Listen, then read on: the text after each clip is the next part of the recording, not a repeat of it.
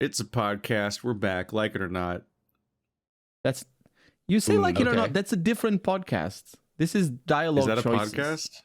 Yeah, or it used I have to no be. idea. Anyway. I guess every phrase is a podcast. They're so easy to make. Every phrase in a podcast is a good name for a podcast.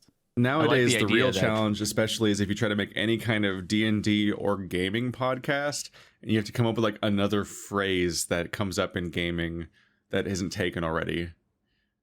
Like I dexterity throw or a critical roll or mana potion. Like it's just like every single fucking up is like every fucking phrase you can think of is like probably already a podcast, including ours. Up is not jump is a good term. Is a good one. I like that. I don't know about the podcast, but the title. That's a good one. Yeah, I thought about that for a second, but I'm like, wait, up is not jump as a YouTuber. I don't think there's a podcast. Well, it's the same principle though. Like Yeah. I know of I do like long names in YouTube channels, but they're terrible for search engine optimization. Things like "dang, that's a long name," or "oh, my name's not Lily." My name's not Lily. Although that one is I don't remember. It's just channels that I've seen over the years. Back in my day, we'd just be like IL7 HP7. Let's just open with our final remaining question. For streaming and recording games on your channel, which are you most comfortable with? Owning a copy of the game or using a game from a subscription service? Ooh. what? I'm not really sure why anyone would ever say the second one, so I'm not really sure what the question means, to be honest. Like, I felt like there was a goal, but I don't get it. Of course I want to just own the game. If you have it on a subscription service, you can literally just lose your internet and then be kicked out of the game. Especially since a lot of the time the subscription services often mean that you're streaming it. Mm-hmm. Although I guess the examples, EA Play, Xbox Game Pass, Uplay, Ubisoft Plus, I don't know.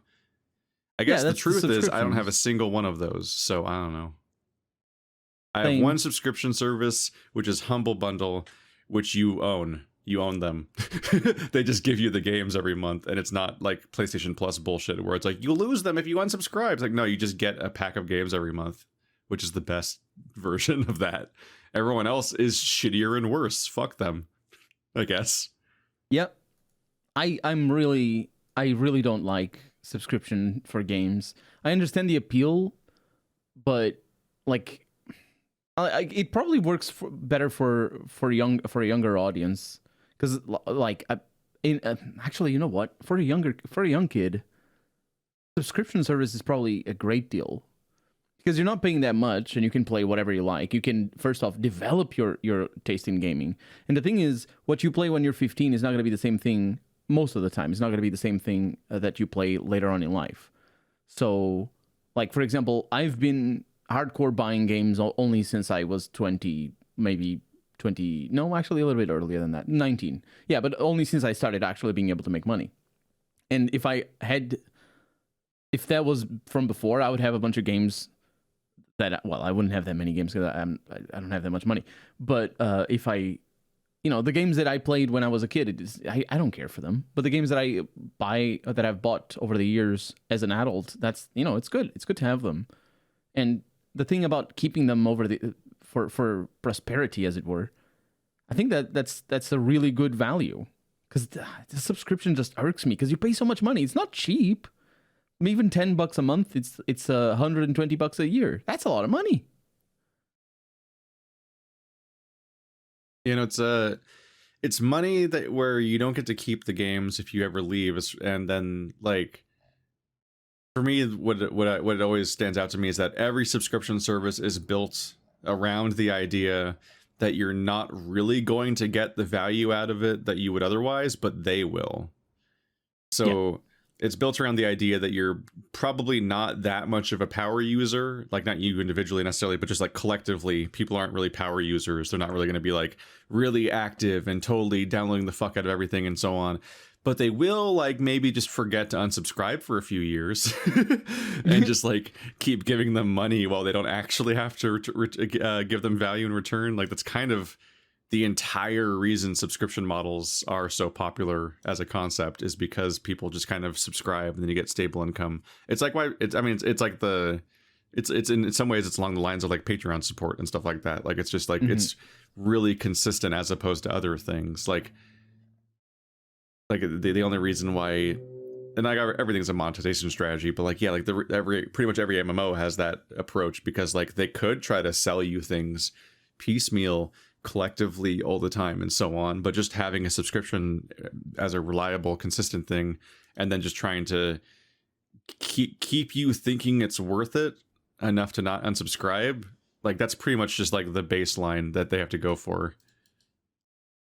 Yeah, like I don't know if a lot of people have this perception, but especially over the last, well, since Netflix came around and started really sort of upending the market, their market anyway, more and more companies, more and more stock selling companies specifically, but not just them, more and more companies focus specifically on recurrent revenue. That's like the specific term that a lot of them use, and to the point where their goals are based on how much recurrent revenue they can gather. So for example, if a company like Microsoft, they sell Windows licenses, it is very likely that Microsoft doesn't even care for their goals about how many Windows licenses they sell. What they care is licensing. Like when I say licensing, I mean what they care is that HP pays them a certain amount of millions per year to be able to sell Windows with their computers. What they care is that people have their Xbox Game Pass, or that they pay the Xbox subscription thing that you have to pay to have access to the internet on your Xbox. That's all they care about. And the reason for that is because it's a lot easier to convince the people who have your stocks. What is it called? I keep forgetting that particular term. Stakeholders. Anyway, yeah, stakeholders is the correct term. But it's a lot easier to convince them that you're going to be good and you're going to be safe, and your stock is going to keep next year or whenever. If you say, okay, this is our recurring revenue and our churn is this. The churn is the term that they use for people who stop basically paying the revenue. And they can see year over year trends and all that. And so it's very easy for them to convince the investors with that. If you just say, oh, this year we sold GTA. Yeah, GTA 5 is a good example. Imagine GTA 5 comes out and it doesn't have all the predatory microtransactions things that it has. For Rockstar, it's good. They say, oh, look, we made this game that was really well received. And the investors are like, okay, they made this game that was really well received. I don't know why it was well received. I don't know what kind of game it is. I don't even play games. I don't know anything about this. Yeah, maybe they're going to make another good game that's going to be well received next year. But they see other companies be really bitten in the butt while doing that. They see things like Anthem, and they see even Electronic Arts and not BioWare, also BioWare, but Ubisoft. They see them also struggle with new games being badly received and just being cash dumps and just not going anywhere, and they feel threatened by that. But if Rockstar comes around and says, we have this much amount of people playing the game and they're paying they're paying this much amount every year or every month, and we predict this uprise, we have plans to make more people play because we're going to release this, or they have plans. That's why Rockstar is just GTA 6 right now. It's not really, but still, GTA 6 is GTA 5, I should say. It's vast majority of their portfolio in terms of money because it is recurrent. And so I think on the one hand, sure, yeah, we can look at it from the perspective of a player. And I just now thought about, as I said before, as for a kid, excuse me, for a kid, the subscription model can be pretty good. I think that if I had a kid, I would probably do that because it's probably cheaper. And also better to play. But the real reason why they're pushing that is not for usage reasons. It isn't because people benefit or because it's easier. It's because it's easier to convince their investors that I'm going to get this much money next year. Yeah, there was usually it's just a top-down request or demand from the higher levels of the company that then they just kind of have to follow through with. Yeah, but it's really toxic all around multiple industries. The recurrent revenue model is everywhere now, and it's like it's the future, as it were. It's the present already, but it's definitely always going to be that. And that's why, like, I don't know to what extent that is the reason why during the 2000s there was so much of a push for multiplayer games. It might be related to that, but at least that was a preamble in the gaming industry for that. Like everywhere else we see that. Them trying to be Windows as a service or anything as a service. It's just, yeah, that's the reason why Netflix became just one of many systems like that. I don't know. I do use a subscription service. I have the Xbox subscription one, but I have it because it's more affordable. Yeah. I don't see any argument why it would ever improve the recording experience. Yeah, I don't see why it would improve the recording experience, but I can see like why it exists from a personal perspective. It's like owning a game, but with the threat of losing the game, which is great for when you're doing a series. Yeah, and there's no roadmap or no timeline where any company is beholden to telling you when they're removing the license for any game, because obviously that would hinder your sales, right? If people knew exactly the dates when you were losing the licenses to certain stuff, people would be like, oh, well, I guess I'll cancel my subscription when Mortal Kombat leaves or whatever. But that means if you're doing a Let's Play, and you don't know about it, someone could say like, by the way, in 1 week, we're getting rid of the game you're Let's Playing. You're like, shit, I'm only 2 hours into a 60-hour Let's Play. I guess I better start playing it every day. Like, that's another thing. It wouldn't be great. And but again, I understand, like, say Microsoft games don't go away, right? So if you want to play Halo or something, Halo's always going to be there. Halo's not going anywhere off of the Xbox subscription service. So sure, there are some value to doing that if you don't want to pay $60 or whatever it costs to buy all of the Microsoft collection, Rare's collection, or whatever. You can get all of those games for cheaper than it would be to pay for all of them up front. So that's a value, I guess. But generally speaking, any games that you find that are on a subscription service, unless their playtime is like basically under 12 hours or 20 hours, I guess 20 hours is still a little. 20 hours is fine. If they're under 20 hours, you'll probably be able to get your value out of it before you feel like you don't. Like Unpacking is a game that's on the Xbox thing, and that takes maybe like 10 hours to beat if you're feeling slow about it. There's a lot of puzzle games on there that don't take nearly as long to beat, but again, they're like $15 to $20 puzzle games. So you can save a lot of money doing a lot of quick, short games than it would be if you were buying each individual one. And I can see the value in like starting your career. Like if you're first starting Let's Playing, it makes way more sense to do whatever you can to save on money, because just the upfront cost of doing it costs a lot already, right? Like the equipment especially if you're only going to play like the first little bit of if you're like a normal these days Let's Player where just episode 1 and 2 and that's it, then yeah, subscription is the better way because you can't afford hundreds of games a month otherwise. So yeah. And the other thing about the subscription model is that if you follow new releases, it depends. I don't know exactly how it works with the Xbox Pass or whatever. But like if there's, this new game has landed, it's like, I don't know. Imagine Dying Light wasn't in the subscription service for whatever reason. And this month, it's now. And you make an episode of episode 1, Let's Play Dying Light. You get a little bit of a SEO boost because people are looking at it. Because it's being publicized in the subscription service. But if I don't know, the problem is the value that you get out of it. Sure, it's a value from the perspective of a from the perspective of if you're really recording a lot of videos and you're playing a lot of short games, then yeah, it is cheaper. It's a lot cheaper. But also, does that really work on YouTube? Is that really what YouTube wants? In terms of audience, I should say. Not YouTube, the algorithm. You know what I mean? Are you better off making a Let's Play of Oblivion or Skyrim than you are of a puzzle game that came out?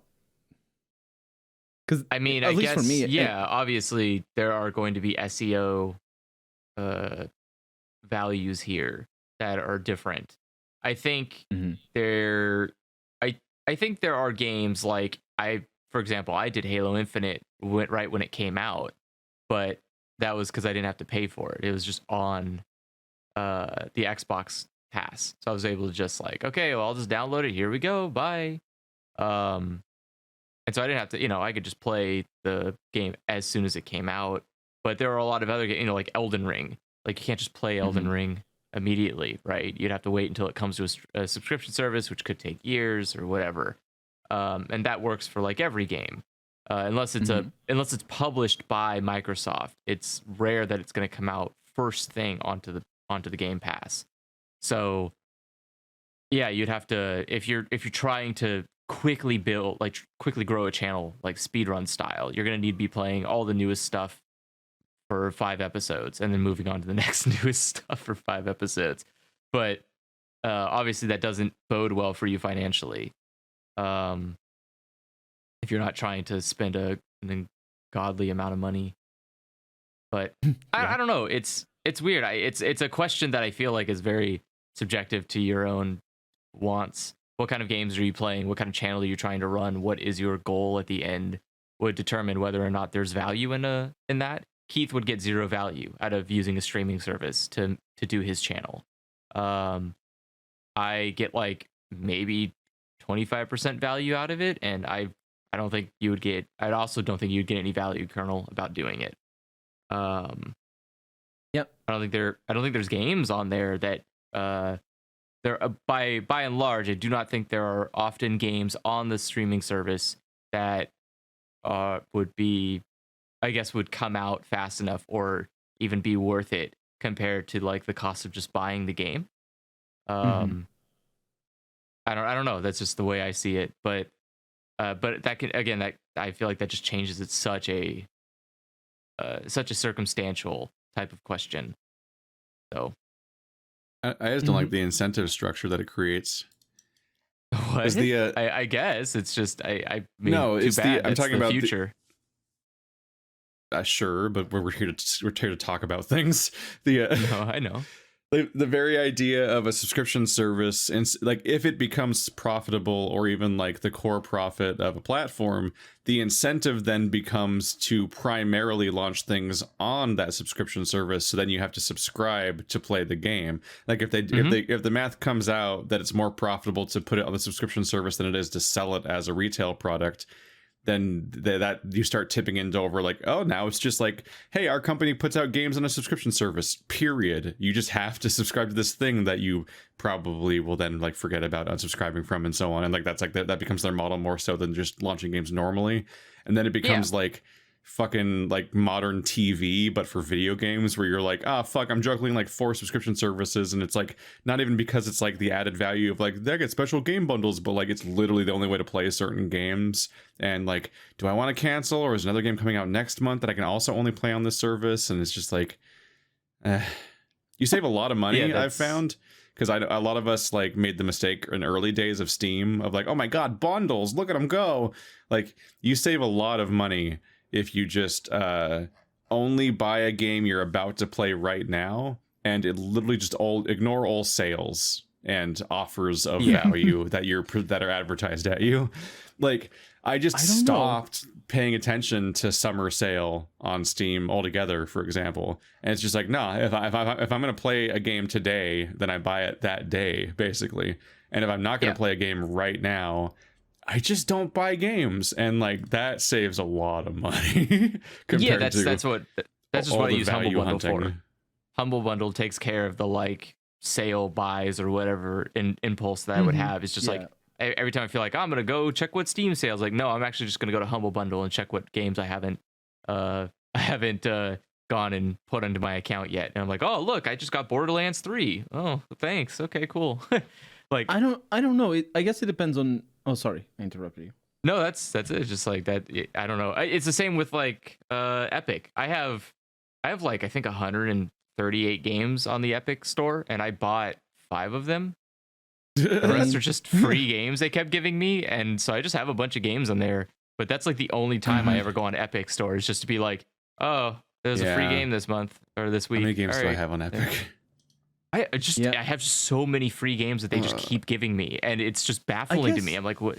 Who needs a Steam sale? Like, yeah, exactly. Yeah, I guess it depends on your backlog. Like, if I'm the kind of player that I had, for whatever reason, I there were a few years where I just wasn't playing the games that I kind of wanted to play. BioWare games being one of them, or some of them, like Mass Effect. Oh, what the fuck! I have 11 pages of games. I'm not even gonna check how many that. Oh, 256. Yeah. What the fuck? How many of those did you buy? Probably like 4. I think I bought 5. I bought Satisfactory, Ashen, and Outer Worlds and Wilds. Those are the main ones that come to mind. Jesus. The thing about me is that because there's so many old games that I say old games, but older games that I haven't played, things that just have stuck over the years in people's memories, and I'm like, oh, I still need to get around to that game. Like anytime I see a sale of that sort of games, I grab them, and like I'm playing Dishonored 2. I bought it. I don't know when I bought Dishonored 2, but I know I bought it for really cheap. And I know I bought it for cheaper. Well, actually, I don't know for a fact that I bought it for cheaper than it is right now, because I didn't check what it is right now. But the point is, if you're the kind of player that does go through your backlog and pay attention, and if you pay attention to sales of those games, even if you're not going to play them right away, then yeah, I think maybe paying attention to Steam sales is a good thing. The thing for me is that I already own all of my backlog. It depends on how aspirational you are. Like how much you're the type of person that's prone to adding 500 things to your list on Netflix. Like, oh yeah, I totally mean to get to all these things I'm always hearing that I should watch or whatever the fuck. Like my to-do list of games is fucking absurd. And there's games that I've multiple times been like, yeah, I might play that next week. And then 10 years pass. Like, that's dangerous. Just being like, yeah, I've always meant to get to play that. I should buy it. Like, I should buy Shadow Man HD or whatever. It's like, yeah, but will you actually play it? Or are you going to keep thinking about playing it forever, but there's 50 other things competing with it every time? But on the other hand, you're also supporting the developers of games that you're interested in. So, like, for sure, it is a matter of saving money if you're not going to play the games. But like sometimes you have like, I really wish I had time to play that. I'm just gonna buy it to support the developers. Sure, but you're also throwing away like hundreds of dollars aspirationally for games you might even not turn out to like if you actually play them. That's true. And also, you're talking about games that you've meant to get around to forever. There's a significant chance that those games don't really have the money going to the developer anymore anyway. Oh, yeah, for sure. A lot of them are HD re-releases by a third party made 20 years later or whatever the fuck. Or like everyone who worked on the game originally doesn't work there anymore. And it's like a EA amalgam or something. Like, if the game's more than 5 years old, then I don't know if you really are supporting the developer unless that developer is like the people that make Samarost and Machinarium or the Strangelands and the other one. I don't point actually, click, point, I know those like Machinarium. point and click adventure people that are probably still the same company. Cyan seems to still be Cyan. Oh, that's dodgy. Actually, no, half of the things related to Myst don't have the money go to Cyan. Or maybe they do now. Actually, I think they bought them back. I don't know. I have 277. How the fuck do you tell who money goes to? Good luck. The idea of supporting developers that aren't just like an indie company that's completely continuous with who they were when they made the game, and it's only been like 3 years. Jokes on them. It turns out I have 277 games on Epic. It's a total crapshoot just whenever you happen to remember to maybe open it that week. No, I remember it all. It's they have succeeded in training me properly to go and check their. But the thing is, I don't check I don't check the sales because I know what games I want to buy. I don't look at the store at all. Yeah, you're just missing out. Just missing out. Are we though? No, you're not. That's the thing. Is it's all just to make you feel like there's a sense of urgency, like you need to. Like you need to buy things now. That's all what sales are. They're just another marketing trick. But hey, why not, right? No, I think that's what Keith was talking about. The fact that you don't want to support something where like the future could obviously turn into like if you want to play these games, you have to subscribe. But like, I don't know, man. Microsoft sure seems to be buying a lot of game companies. That would be really crucial if you couldn't play them. Can't help but think that Game Pass is part of why they're affording so many of your favorite companies now, and are probably going to frankly make the industry worse in like 5 years. It definitely is. Microsoft has not been shy. They've never at one point hidden away from the idea that their goal here is to create a library that is basically just that, where it's like, you want to play your favorite games, you have to have Game Pass. Like, that's been their goal the whole time. And people just cheer for it. That's what they want. It's because people are like, yeah, I have an Xbox and I want that absolutely. I don't want to pay for a game ever again. And you're like, oh boy, let me tell you how math works, because it's not going to be great. And the history of Microsoft's influence on the gaming industry. I can't wait till Microsoft just decides they don't want Game Pass anymore, and then games just stop being available because they didn't want to release them on the store. But here's a question. They would never do that with like Halo 5. Here's a question. It just sucked watching people just cheer. Yeah. But what would be better? A future where a monopolistic company controls the entire gaming scene and requires you to pay a subscription model to play the games, or multiple different consoles that ultimately are just the same machine but from different brands that require you to buy different machines to play different games? Well, neither. I would honestly prefer if we stopped playing stupid games with stuff like that, and if we all just admit that consoles are just computers, and they're not these unique special snowflake computers. They're just computers with very specific hardware, but they're not like, oh, but this is only Xbox architecture. It's like, no, shut the fuck up. It's a motherboard with RAM and a GPU, and it's all made by companies you can buy today right on the store shelves. The difference is that when you make an Xbox, you tell every developer, here's the RAM, here's the GPU, here's the motherboard. It won't change. Make a game for that. It's just consistent, but it's not unique, right? It's not like Sony invented a motherboard. They didn't wake up one day and were like, oh shit, but also, I did it. Like, let's be honest. Maybe let's be honest is an overreach on my part, but I'm pretty sure the vast majority of developers don't optimize for the hardware. I'm pretty sure they're absolutely just develop. I'm like, maybe I was going to say, like, we're in the middle of a big release of a game that noticeably runs better on consoles than the computer. Yeah, I have Elden Ring for both Xbox and PC, and Elden Ring runs amazing on Xbox. You don't think a game runs better because it was optimized?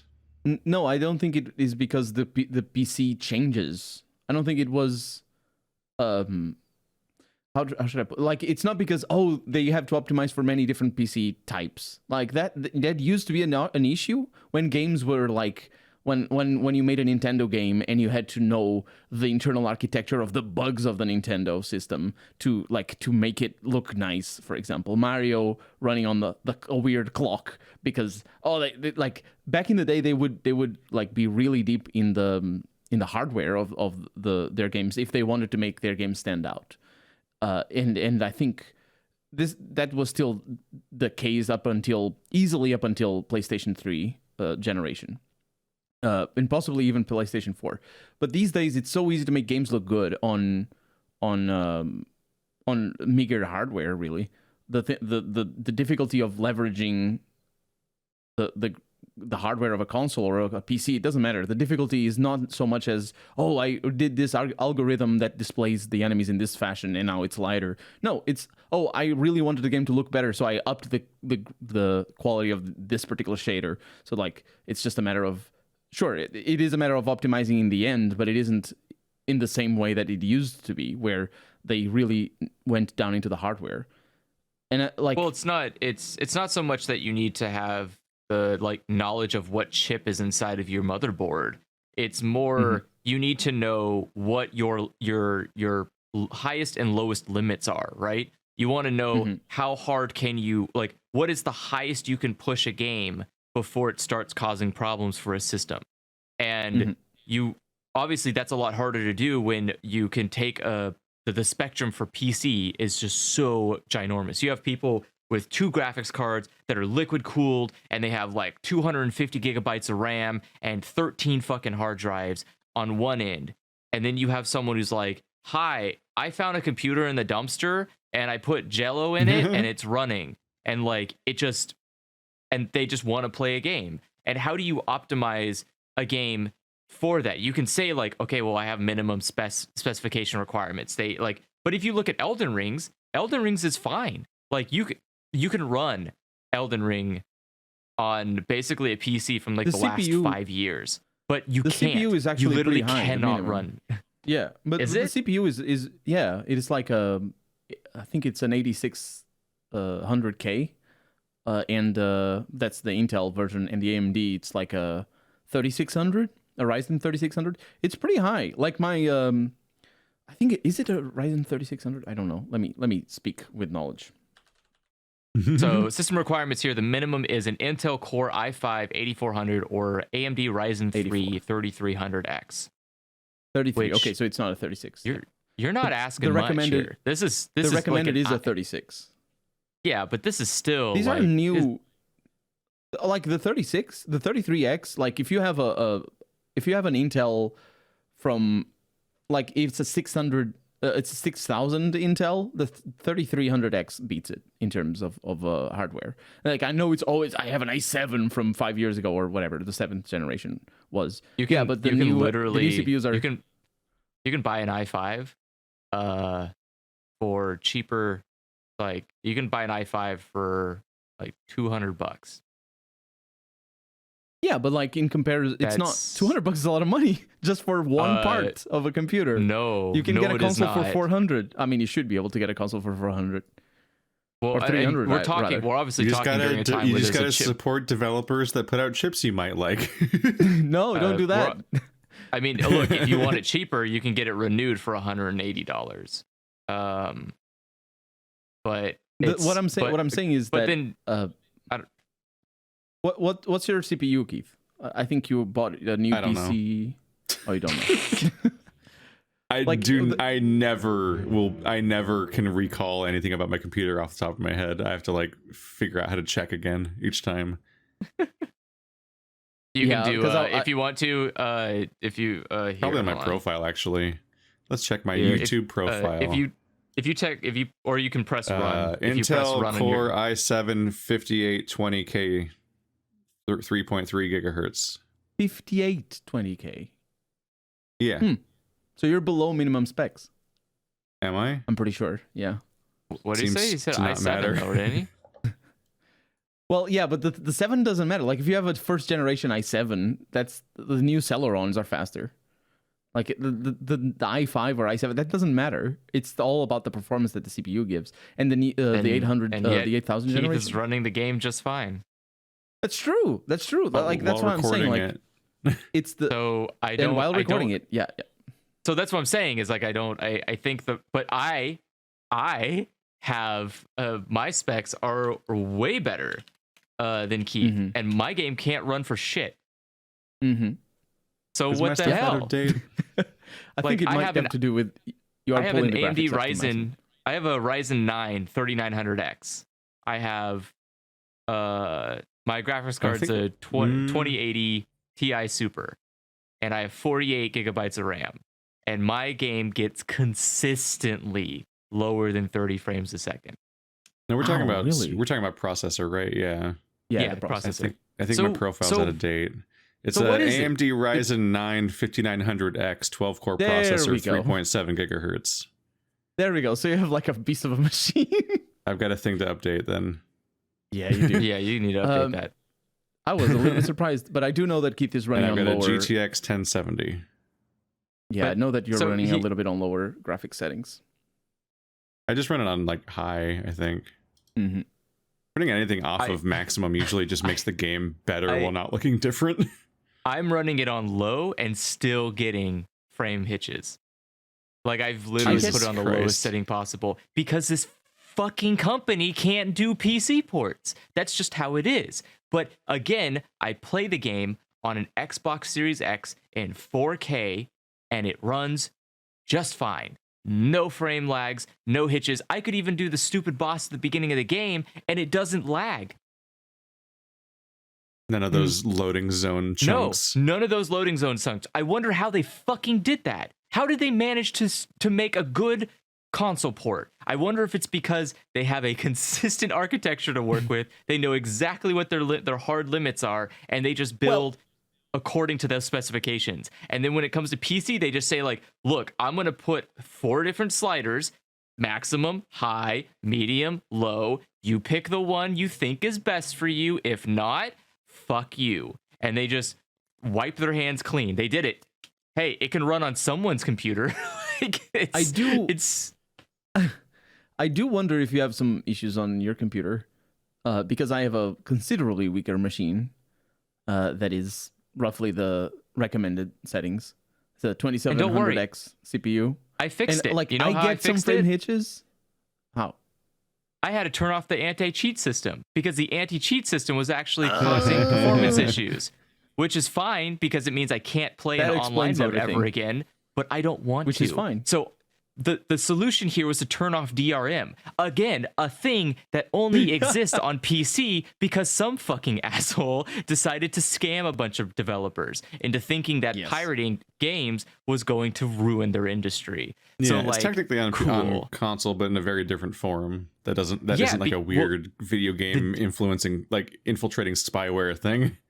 Yeah, exactly, because it's just tied to your account, right? Like Microsoft just does a little knock on the door and goes like, "Hey, show me your fucking ID," and you're like, "Oh, here you go." It's like, I don't see you on the list, and like that's it. But on PC, it has to do this stupid fucking mind-boggling shit where it's like, "Give me your CD key." All right, let me check this CD key. Okay, that CD key checks out. Wait, are you the guy who said he bought that CD key though? Let me check another list and make sure it's not on the list of the dark web. It's like, I don't. Look, man, in the time it takes you to like hassle me for this, I could probably just go steal it and play it consistently better. So why are we doing like? It's not like anti-cheat is good DRM. People have already put Elden Ring on torrent sites, right? People can torrent Elden Ring today, right now. I don't know. So it's a system that doesn't work. So why? Why does that matter? It's the companies who sell the anti-cheat that manage to scam the companies who make games. Because they pay a lot of money for that shit. But again, whenever you see developers being like, "Oh no, the anti-cheat works really well," part of that is them being like, "Oh no, we spent a lot of money and we really hope we spent it well." That's what they're saying. How do you quantify that? And how does anyone else confirm it? It's very weird. I don't know. But the point I'm making is that I really wish that we would stop playing these silly games, and if we just were consistent about making hardware, like a console, for example, is just a smaller, less like high performing computer, right? And you can give it its own silly little operating system if you want to, if you care. You know, you could say like it's just like an emulator. It's like, I want to run PlayStation games, and it's like, all right, you got to pay for the PlayStation OS. And so you have to like pay Sony for their shitty OS or whatever. And now you can play all your PlayStation games. It's like Sony still gets their money, but without having to do the hardware. Wow. And why, like, I don't understand why you wouldn't just do that. Like, that seems like a much better for everyone involved type deal than these really weird like nightmare situations where like you want to play a game. Good luck. Now there's scalpers. Now there's like, you know, like the hardware may be bad by the time you get it, Or what happens, in like 5 years when they want to just make a brand new one? Oh, you can't upgrade your current console. You have to just throw it in the trash, nerd.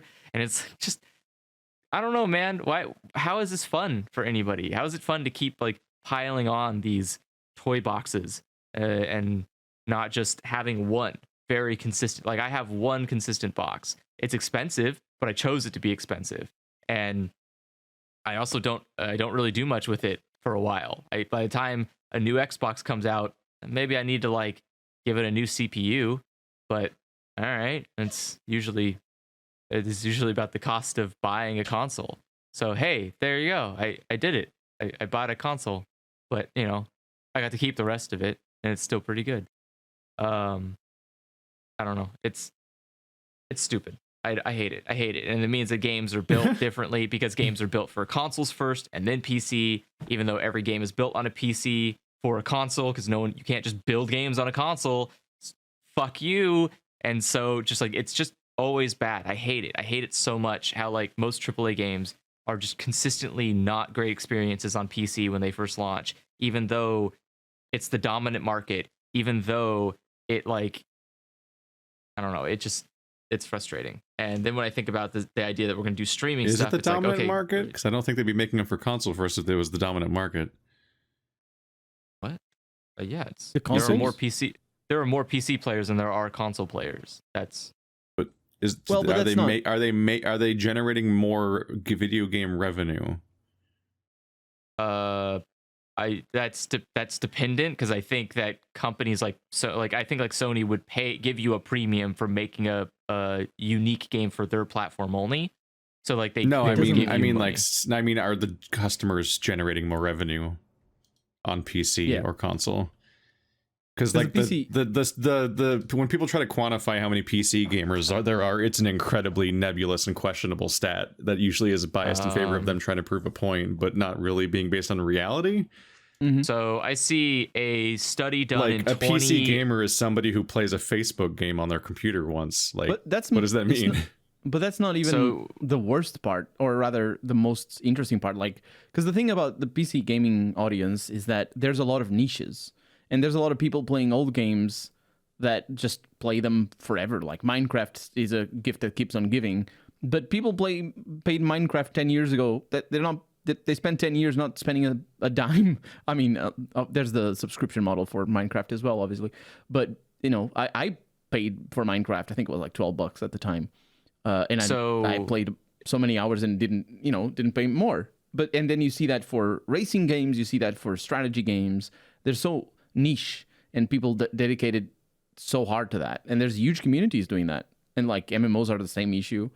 They're not all ready to buy Elden Rings, especially if they're new. This is like a questionable piggyback stat where it's like if somebody who has a PlayStation bought a PlayStation, which is a big like investment there, and then it's like, oh, I bought this platform. I bought this console that plays video games for the purpose of, getting video games on it. Whereas like, I just have a phone, and like for a few months, twice now for a few months at a time, and then never again in the years in between, I have played Pokemon Go for a little while. So like, am I part of the phone gamer statistic? In the last 8 years of my life, I played one phone game for a fair bit of time, for some bursts of time, but mostly not. Like the PC game, like people just have PCs, so it's often a cheap piggyback stat to try to say that there's more PC gamers. When I don't know, man, it seems like they'd make games for PC first if that was the dominant market financially. So PC has been the dominant financial market since 2013. It has consistently generated more revenue. It has consistently generated the second most amount of revenue for gaming developers in the world. The winners are obviously mobile. Mobile makes the most amount of money compared to any other platform. But it's spread among a much bigger audience, though. Not audience, a much bigger amount of games. There are so many more PC games than there are console games. So Sure. But that's because you have an indie scene that really compensates for this, that consoles have kind of left behind because publishers and whatever. But yeah, it looks like PC has just and so the one I'm looking at is like Bloomberg did a report and in 2019 and found that PC is still 25% more profitable than consoles are, just consistently. To whom? But profitable to whom? To developers. So to any one developer, game, it's less profitable, right? Because there's more developers on PC, so it's less profitable to develop for PC. Do you know what I mean? Can you link it or something? Because I'm having to guess what you mean by most of this. Right. Yeah. Do you have a Bloomberg account? No. No. Okay. Bloomberg. I'm just like, I don't. There's so much nebulousness to trying to guess what all these words mean in this case. Let me try to find a. But even if the numbers hold up, which they probably do, I don't have any reason to believe they don't. And your interpretation of the numbers, it's still less profitable. Like, sure, it's a bigger pool, but there's so many more people in the pool. And I say people. Well, there's just a lot of questions to ask. Like, is it PC game versus all consoles combined, or are all consoles counted as separate platforms? Well, PC and is PC being counted as one platform or several platforms? Because it's technically a lot of platforms all at once. But also, like, we're talking about AAA developers and their interests. So, are we only talking about the money made by AAA developers on each platform, or are we talking about all of indie combined, like every free-to-play game and every indie game and Minecraft and all that combined with the AAA stuff? Because, like, that does skew things advantageously towards PC in favor if you're trying to make a specific argument, but it doesn't actually necessarily point towards what the incentive is for AAA developers to prioritize one platform or the other. Because AAA developers don't care how much money Stardew makes on PC versus console. Yeah. That's related to the kind of PCs that people have. Like, I see so many people comment, more so on your videos, Keith, than on mine, because I don't get many comments. But I see so many people being like, "Oh, I really wish I could play this game." Like, you play any AAA game that's recent or whatever, and they're like, or maybe not even AAA that's recent, but just a more demanding game, and they're like, "I wish I could play this, but my PC is from 2009." And they're still, and they play games on their PC. That's just, you know, older games or 2D games or whatever, and they can have lots of fun. Like, I'm planning on getting a Steam Deck exclusively to play like older style games and 2D games, stuff like that. I don't need AAA to have fun. Like, I every once in a while there's going to be a AAA like Elden Rings. No, are they AAA now? Of course they are. They've been AAA. I was thinking. Remember, we had this conversation. I think we agreed at the time that they were AA back in the day, but now it's like with Elden Ring and shit, it's like, has the category of From Software changed? Because like when they were the developers of Dark Souls 1 through 3, I feel like they were still a AA company, like more akin to like the people that make Elex than the people that make Skyrim. But now I don't know. I think even their sales reflected that. I don't know how specific the thresholds are either. There's a paywall bypass for the Bloomberg article. So thank you. Yeah. So that should get you past it. It does do a breakdown of where the revenue is going. I think again, I think a very important distinction here too is that PC games tend to be a little bit more accessible or tend to be a little bit more profitable in microtransaction ways than they are on console. Mostly that is because skewing itself. Yeah, like I think the problem is that the average console player tends to be on the younger side. And so the younger you keep going, the less or access to revenue that you have. But on PC, it tends to be consistently that people on PC tend to have money and are more willing to spend more money in microtransactions, similar to how mobile games work, right? Mobile games are often being funneled by adults playing games on a phone that costs a lot of money. But I think let's see.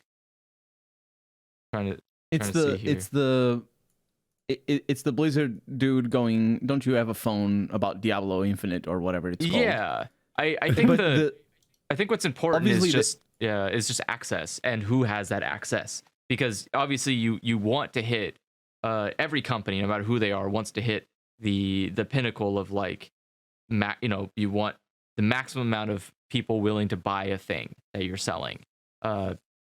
So where are you most likely going to get all those sales? But then secondly, you want to figure out, well, how expensive is it going to be to focus on one particular thing, right? So From Software, for example, they started out with consoles, and they just probably have a very robust console team, like people that are just really good at making console games, and trying to shift gears to like hiring a bunch of people who are really good at making PC games probably isn't as advantageous for them as it would be to just continue doing what they're doing, because they're making enough money to survive just fine. It looks like. I don't think they're struggling at any point to keep making games.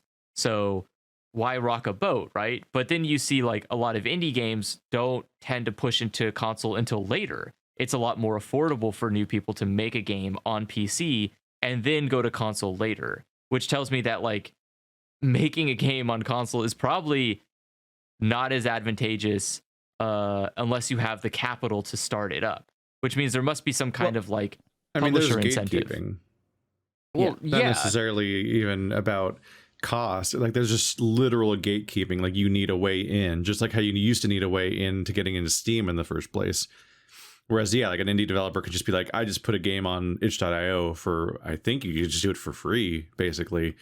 Like you could just exist on PC. Whereas like there is nothing I can do if I make a game right now. Like I can't like just be like, hello, Mr. Microsoft, please put it on Xbox and like just do that. Like there's like an entire process where you have to like get connections with the industry and so on. And it's even worse for Nintendo or PlayStation. Even harder for them. Yeah. I mean, they have. So Microsoft's actually a bad example. Microsoft's really good about indie development on their platform, but Nintendo and Sony are notoriously really shitty to try to get indie games onto their systems. Obviously, Nintendo. I'm pretty sure they're still just absolutely gatekeeping though. Like, someone can't just decide to put their game on Xbox and then it just works, and they don't have to like fight for the ability to make it happen.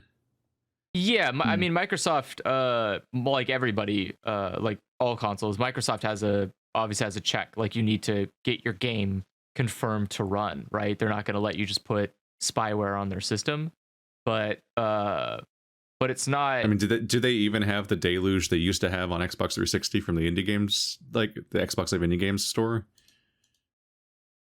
That actually, I don't know. I think they do, because I have. Because like if their gates open, then they would be literally having hundreds of games every week.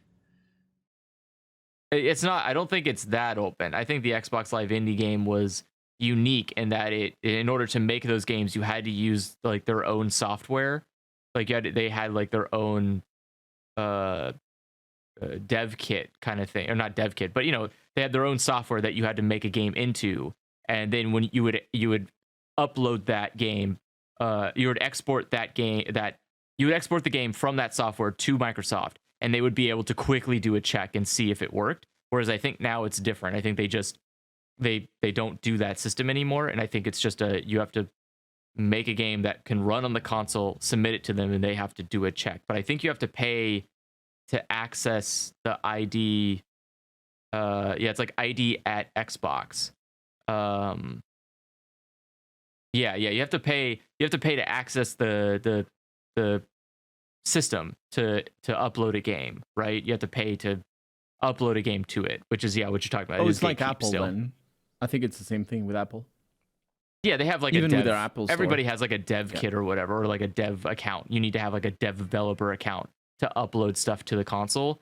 But I think again, I think they're then now you have to imagine now you need an Xbox to test this game on. Now you need a development account for Xbox to make the game for. Now you need if you're doing online services, you need 2 Xboxes to check and see if the online works. This starts becoming more expensive than it would be to just have a PC. It's so much cheaper to be like, hey, I know this guy has a PC. I'm going to give him a build of my game. Can we see if multiplayer works? Cool, it doesn't. All right, bye. Like that's so much easier than it would be for an Xbox. It's a lot easier than it would be to just do it. It's so much cheaper to make games on PC, for PC, than it would be to try to make games for a console. If you're not a big developer who has the money to do this. But I don't it's hard to see. I don't see a link here to where exactly. Hold on, I don't see a link to. Oh, is this it? ID and Azure. I'm trying to see what the money is. I'm trying to see what the cost here is. Oh, the reference. Oh, that's for Azure, and that's a closed beta. Where is the ID at Xbox one? Azure. Didn't they kill that? Microsoft? No, absolutely not. Azure's their cloud. No. Azure's their entire cloud foundation. So let's see. They killed it and made it the other one.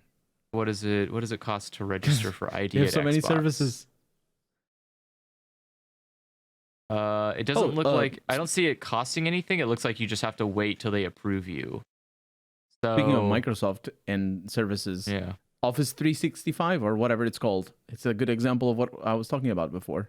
They just love that. They just love the services. Everything as a service.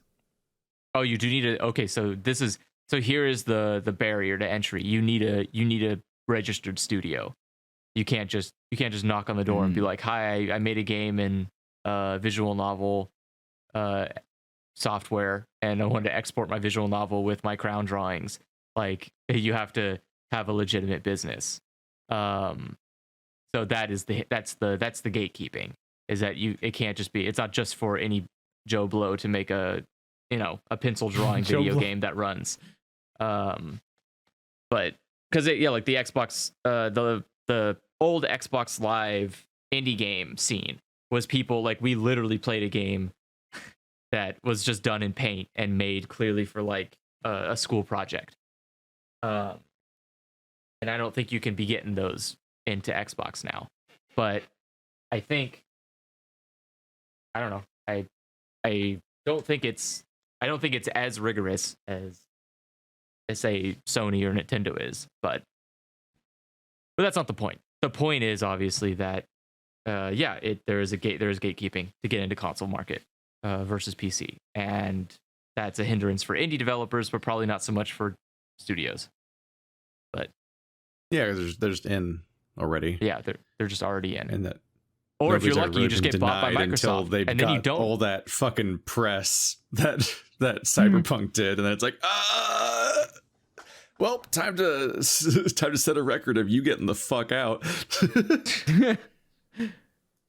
Yeah, it's so weird. Stuff like that just sends ripples through the industry. Like, it's they really made history that day. I wonder how many AAA RPGs or RPG adjacent games were canceled because of Cyberpunk, or never got accepted either. Because we're talking about Microsoft, and they bought Obsidian, and Obsidian is now working. I think they have 3.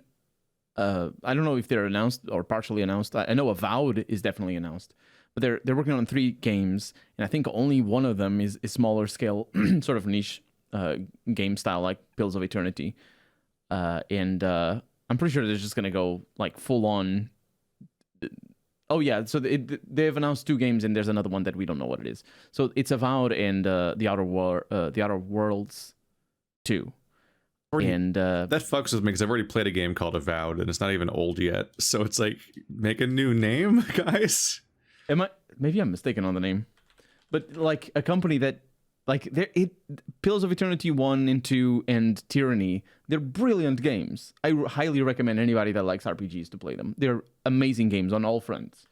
I mean, maybe they're not the best games on all fronts, but they're pretty amazing. And it's unlikely that they're gonna do those again. And the reason, because the thing is, the reason they were making them is because they were sensible investments for a market that they saw had. It was the big wave of Kickstarter RPGs. Like, there was just a whole period where there was just Kickstarter games coming out constantly, and it was specifically about serving these specific underserved audiences.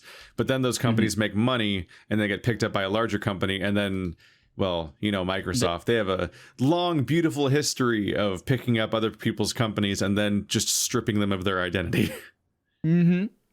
Wow, yeah. Microsoft owns Rare now, and now Rare's dead. Oh, there's a thing called Rare that makes games for like the next 20 years, but like, were any of them what you wanted? somebody liked Viva Pinata, I'm sure, but boy, Rare sure gone. Here's the Connectimals, Connect Sports. That's like the most successful game they ever made, I think, as that version of Rare. Mm-hmm. And just to that confirm, sounds like you're just an old man who doesn't like new video games. They made how did you know? Well, what was that? What's that pirate game? They made the Sea of Thieves, and people love Sea of Thieves. Yeah, but that's not what anyone was hoping from Rare when they were acquired in like 2003 or whatever the fuck. Yeah, sorry you're not getting Banjo-Kazooie 3. Get over it. Or Perfect Dark 2. Or no, you get Perfect Dark 2 technically. You're getting the new Perfect Dark, the dark sad looking Perfect Dark Zero happened. Yeah, Perfect Dark Zero did happen, but that was a prequel, not a sequel. Yep. I'm talking about sequels. It's People so want weird. sequels. It's so weird that they didn't get. Sorry. Like they made Perfect Dark Zero and they made Banjo-Kazooie Nuts and Bolts, and both were not well received. And then they just were like, well, we got this stinky company that we don't want to hold anymore, but I guess we own them now. Work on Connect games or something. Like it just immediately the company was just out the window. Like we're done with this. I don't understand why they didn't capitalize on Banjo-Kazooie for the Xbox. Like it's a freaking console. Get a platformer in there that's good. Again, they tried it with Nuts and Bolts, and it did not go well. No, but like specifically capitalizing on the Banjo-Kazooie IP, because it's theirs, right? I think because it turned into a sour pile of shit. Is I think Nuts and Bolts really destroyed any kind of remaining fandom that existed for Banjo-Kazooie. And I think the Nuts and Bolts is Banjo-Kazooie. Sorry, I was like a little confused. I'm like, we're talking about a Banjo-Kazooie game right now. Banjo-Kazooie Nuts and Bolts was not great, and it wasn't technically a platformer, but I think the problem is that with Rare, when Rare got bought, like this is what part of H Bomber Guy's video about Deus Ex is that when a studio is bought, there's always a big exodus, which means that the people behind the genius of Banjo-Kazooie just weren't there anymore. So what are you going to do? You're going to like rally the one guy who remembers how Banjo-Kazooie was fun?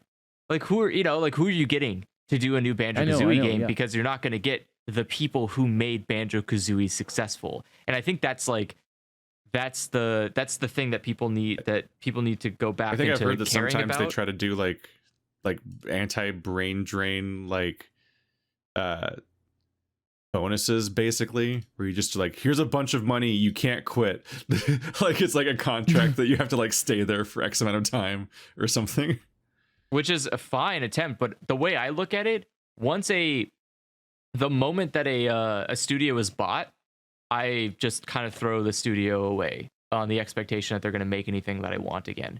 Like that's it, it's gone. All the people, all the talent behind what made the games that I like from that studio good are definitely gone. Because most people don't want to work under a company that's been homogenized into a big company like Microsoft, because just like Deus Ex, it means now you have a shitty ladder you have to climb to do anything. And no one wants to climb ladders to do art, right? No one wants to spend more time having Zoom meetings than they do actually doing the job that they fucking worked hard to do. And so I think you just have to accept that and follow people you really like. Like I like music in video games by like the guy Grant Kirkhope.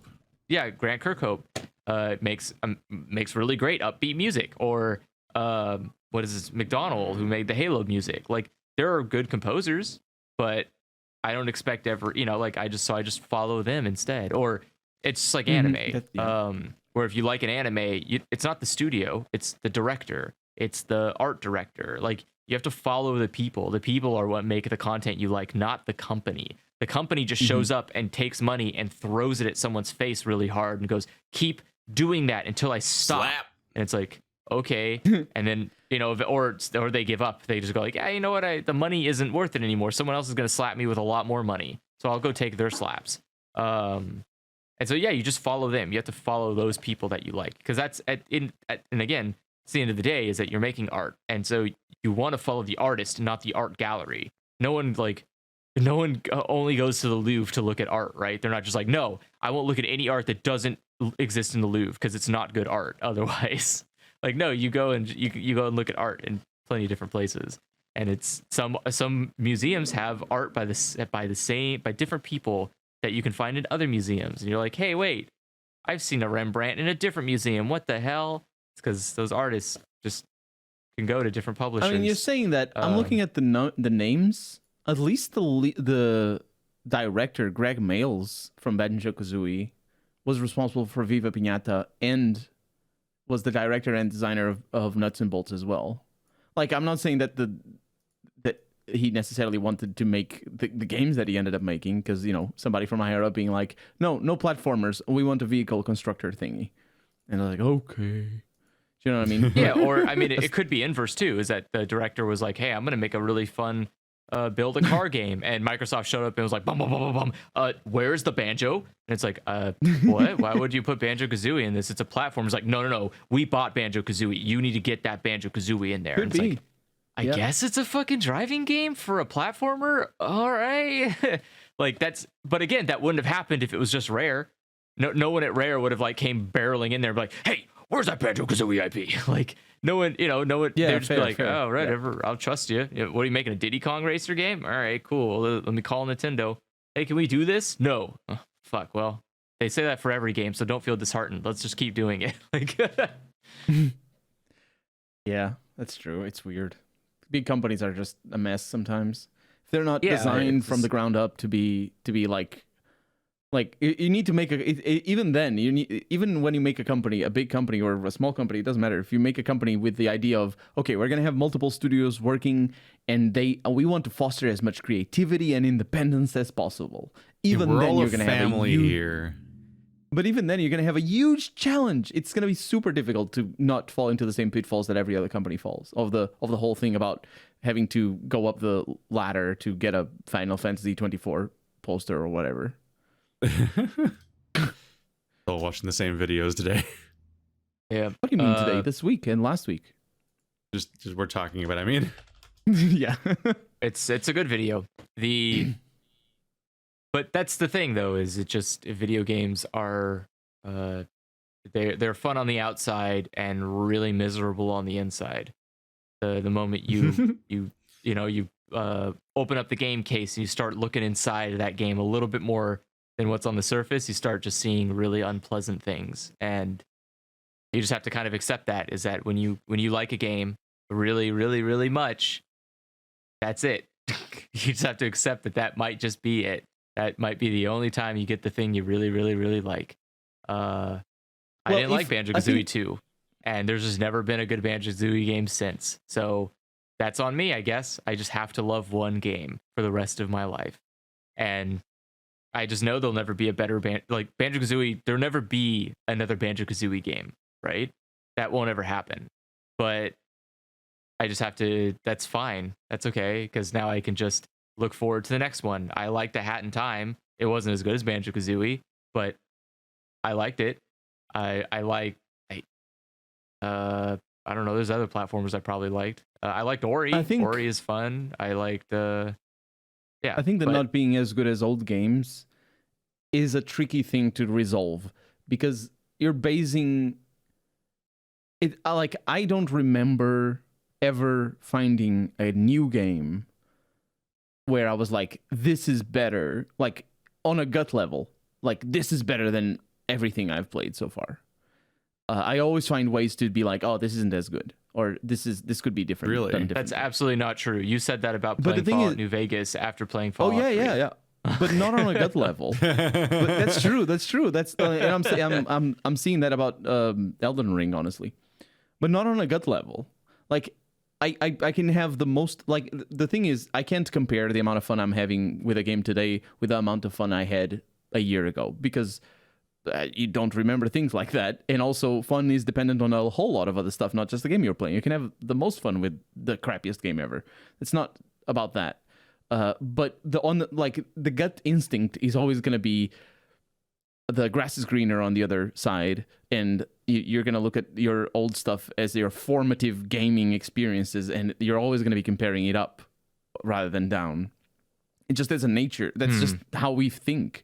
But on the other side, the thing is, I think for me anyway, I really need to be more brainy about the new games that I play to come to conclusions. Like, for example, Pillars of Eternity 2 is not as good as Pillars of Eternity 1.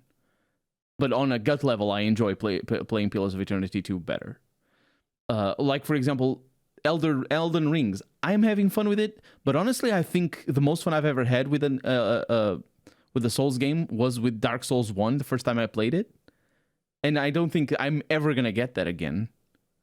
Because that's it. That happened to me. It's the first time I played Dark Souls 1, the first and you like lose 10 it to forever. 15 hours. Just the on-ramping experience. Yeah, that's it. Okay, I'm okay with that naturally, but that's kind of the appeal of the fact that they're making new IP is instead of just making more Dark Souls games is the fact that you have the new like Bloodborne experience and the new Sekiro experience instead of Dark Souls 4. Yeah, but at the same, that's true. But at the same, I think Elden Rings is just Dark Souls 4. Like, in some ways, it has different names, but I'm like treating it as Dark Souls 4, and it fits completely.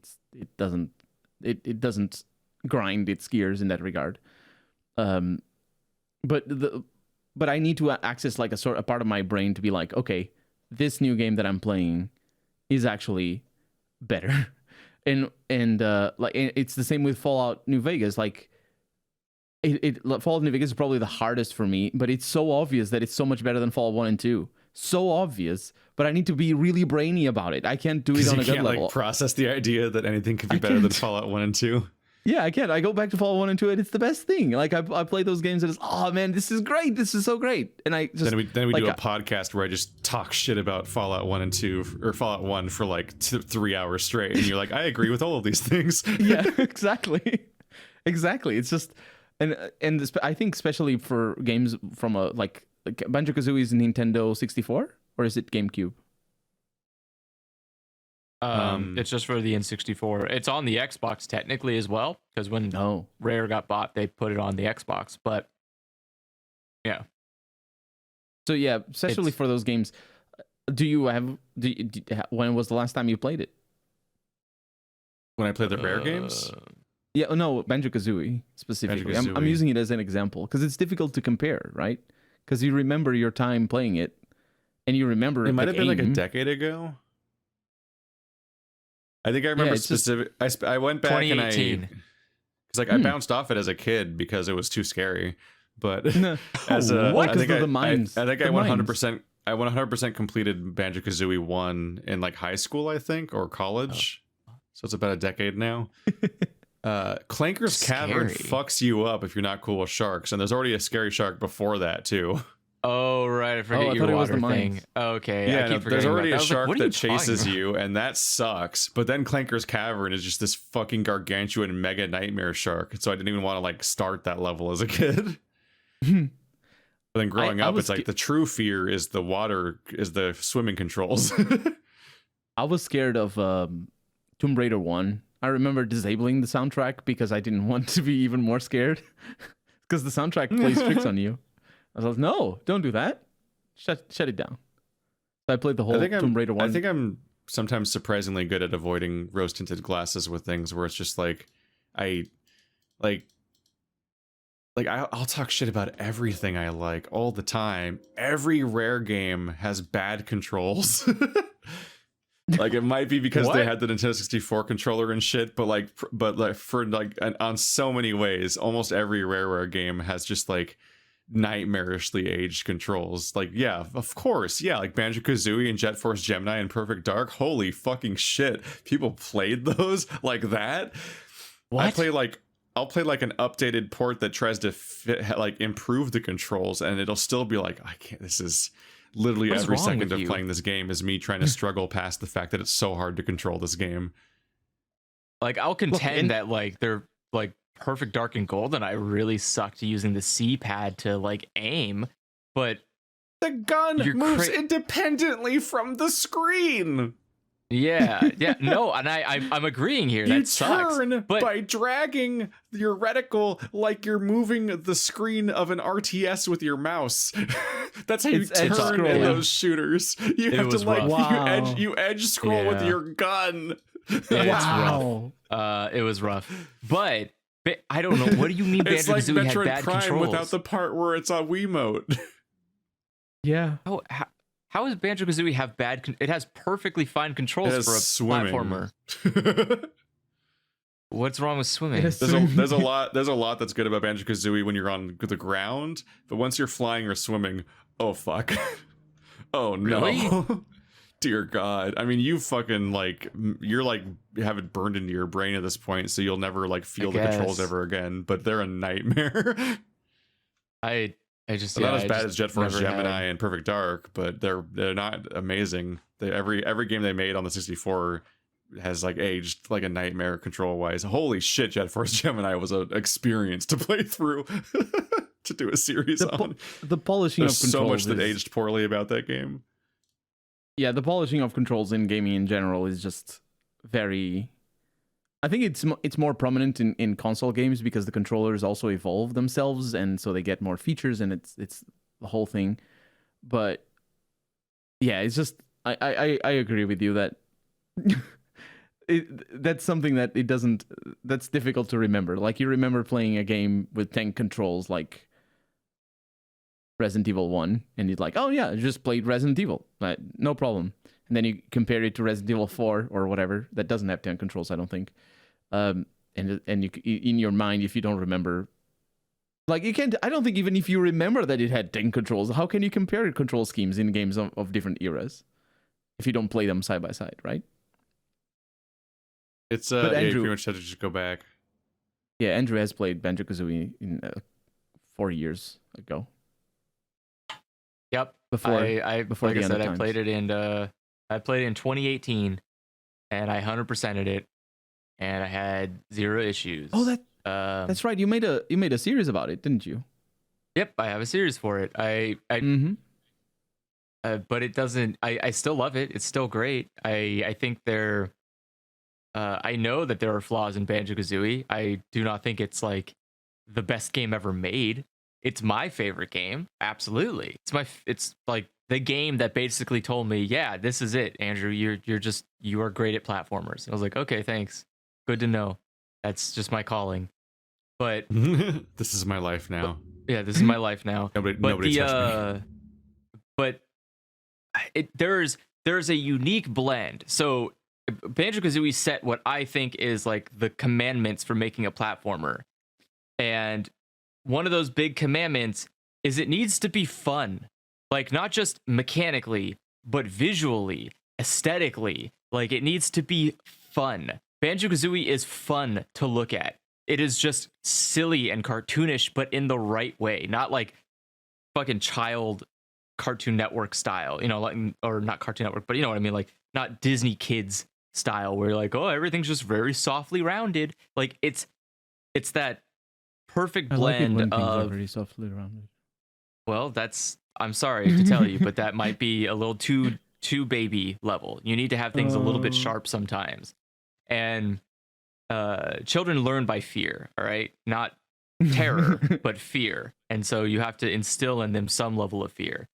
But it has that, like, it is, no matter what you look at in Banjo-Kazooie, it's fun. Like, there's fun stuff to look. Keith might be scared of sharks, but that's his problem. Clanker is great.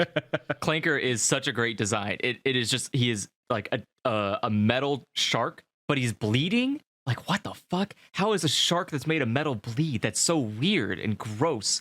And it's fantastic because he looks dumb while he's doing it. You knock his teeth out to go inside of him. That's fantastic. Like, but he also has a blowhole. Like but he's fuel. not. Oh my god! But I he's looked not it a up. whale. Like, yeah, oh he's my god. awful looking. Clanker is nightmare. Oh my god. Yeah, he is a nightmare to look at. Swimming. Yeah, dude, Clanker's a nightmare to look at. And you go inside of him, and it's like you're basically in his guts. But it's great. It is so perfect. Those stupid eyes that follow you when you're walking on him. His stupid blowhole, even though he's a fucking shark, not a whale. Nightmare because you swim through a tube with no context of what's going to happen, and then just your fucking entire view just opens into his massive face filling the entire screen, and he's so big, and you're like, why would I keep going forward? What the? I'm not going to go in there. What the fuck? Like, that's how he's introduced. You're like, oh my god. It's great. And the entire level's swimming, which is the worst thing you can do in a platformer. It is swimming. I agree. I think the game is a problem for many reasons, but it adds a challenge to gameplay that isn't fun, which is because we like to think that swimming is 3D, where there's more of a two-dimensionality to whenever you are walking around on the platform. But swimming is actually 4D, and because it's left and right, up and down. Actually, no. What am I saying? It's not 4D. I'm gonna say, like, what do you think 3D? I have questions about what you think 3D means. Because you move towards the camera, right, in a way that is it can be very disorienting. And for me, I don't tend to have much of a problem. But if I remember correctly, Banjo-Kazooie does not lock your camera to the character, which makes it very frustrating because you'd have to keep trying to focus the camera, and your character starts swimming in a weird diagonal direction that you have to interpret, and you're just like, fuck, come on, man. But just think it's like in my Mario Galaxy playthrough where I got the stupid fucking flying power, and then the camera's like, I'm just gonna like do whatever, man. I'm like, no, what? What the fuck are you doing? Follow me. Or the swimming in Ninja Gaiden Black that you're playing right now, or Tomb Raider, the first three. Swimming in the first 3 Tomb Raiders was a nightmare. I think even in later Tomb Raiders was still a nightmare. It's all, like, it's never... Swimming is frustrating because you're not moving how you want to move.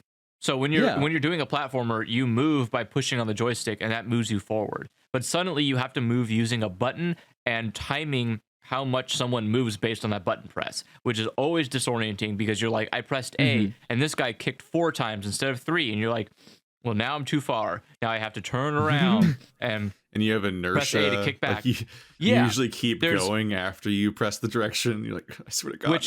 Which you can compensate a lot more easier. Every swimming level is also an ice level. But you can compensate by this. You can compensate for this when you're on land by just moving back, right? You can if you move a little too forward, you're like, or you can jump away from a ledge or whatever, but you can't do that with swimming. When you fuck up in swimming, you must commit to the mistake. Though. You can in real life, but a video game doesn't. The game doesn't do that. Yeah. But doesn't make it bad. Just means you suck at swimming. Learn to swim, nerd. It's not my fault. It's not the same kind of game. Like look at Knights, and Knights is basically a game about swimming. I'm talking Knights for the Sega Saturn. It's just a game about swimming. You're swimming all the time. There's no walking in that game, and it's hugely popular to the 1.5 million people who bought a Sega Saturn, or whatever. How that console didn't sell very much. The point is, it's a game just about that, and it works. And there were a lot of other games like Panzer Dragoon back then that was just about flying in one direction and things like. If you specialize the game around a specific control scheme, it works. But when it's a 3D game, a 3D platformer, you already have to learn so many things about the 3D-ness of the controls. Then you send swimming in there. You might as well just let the person be on the surface and swim like that. That's the easiest way to solve things. You don't need to have water. It's fine. Just I don't know. I think what I was trying to say with the 4D sort of thing is that when you have swimming in 2D, it's not the same problem.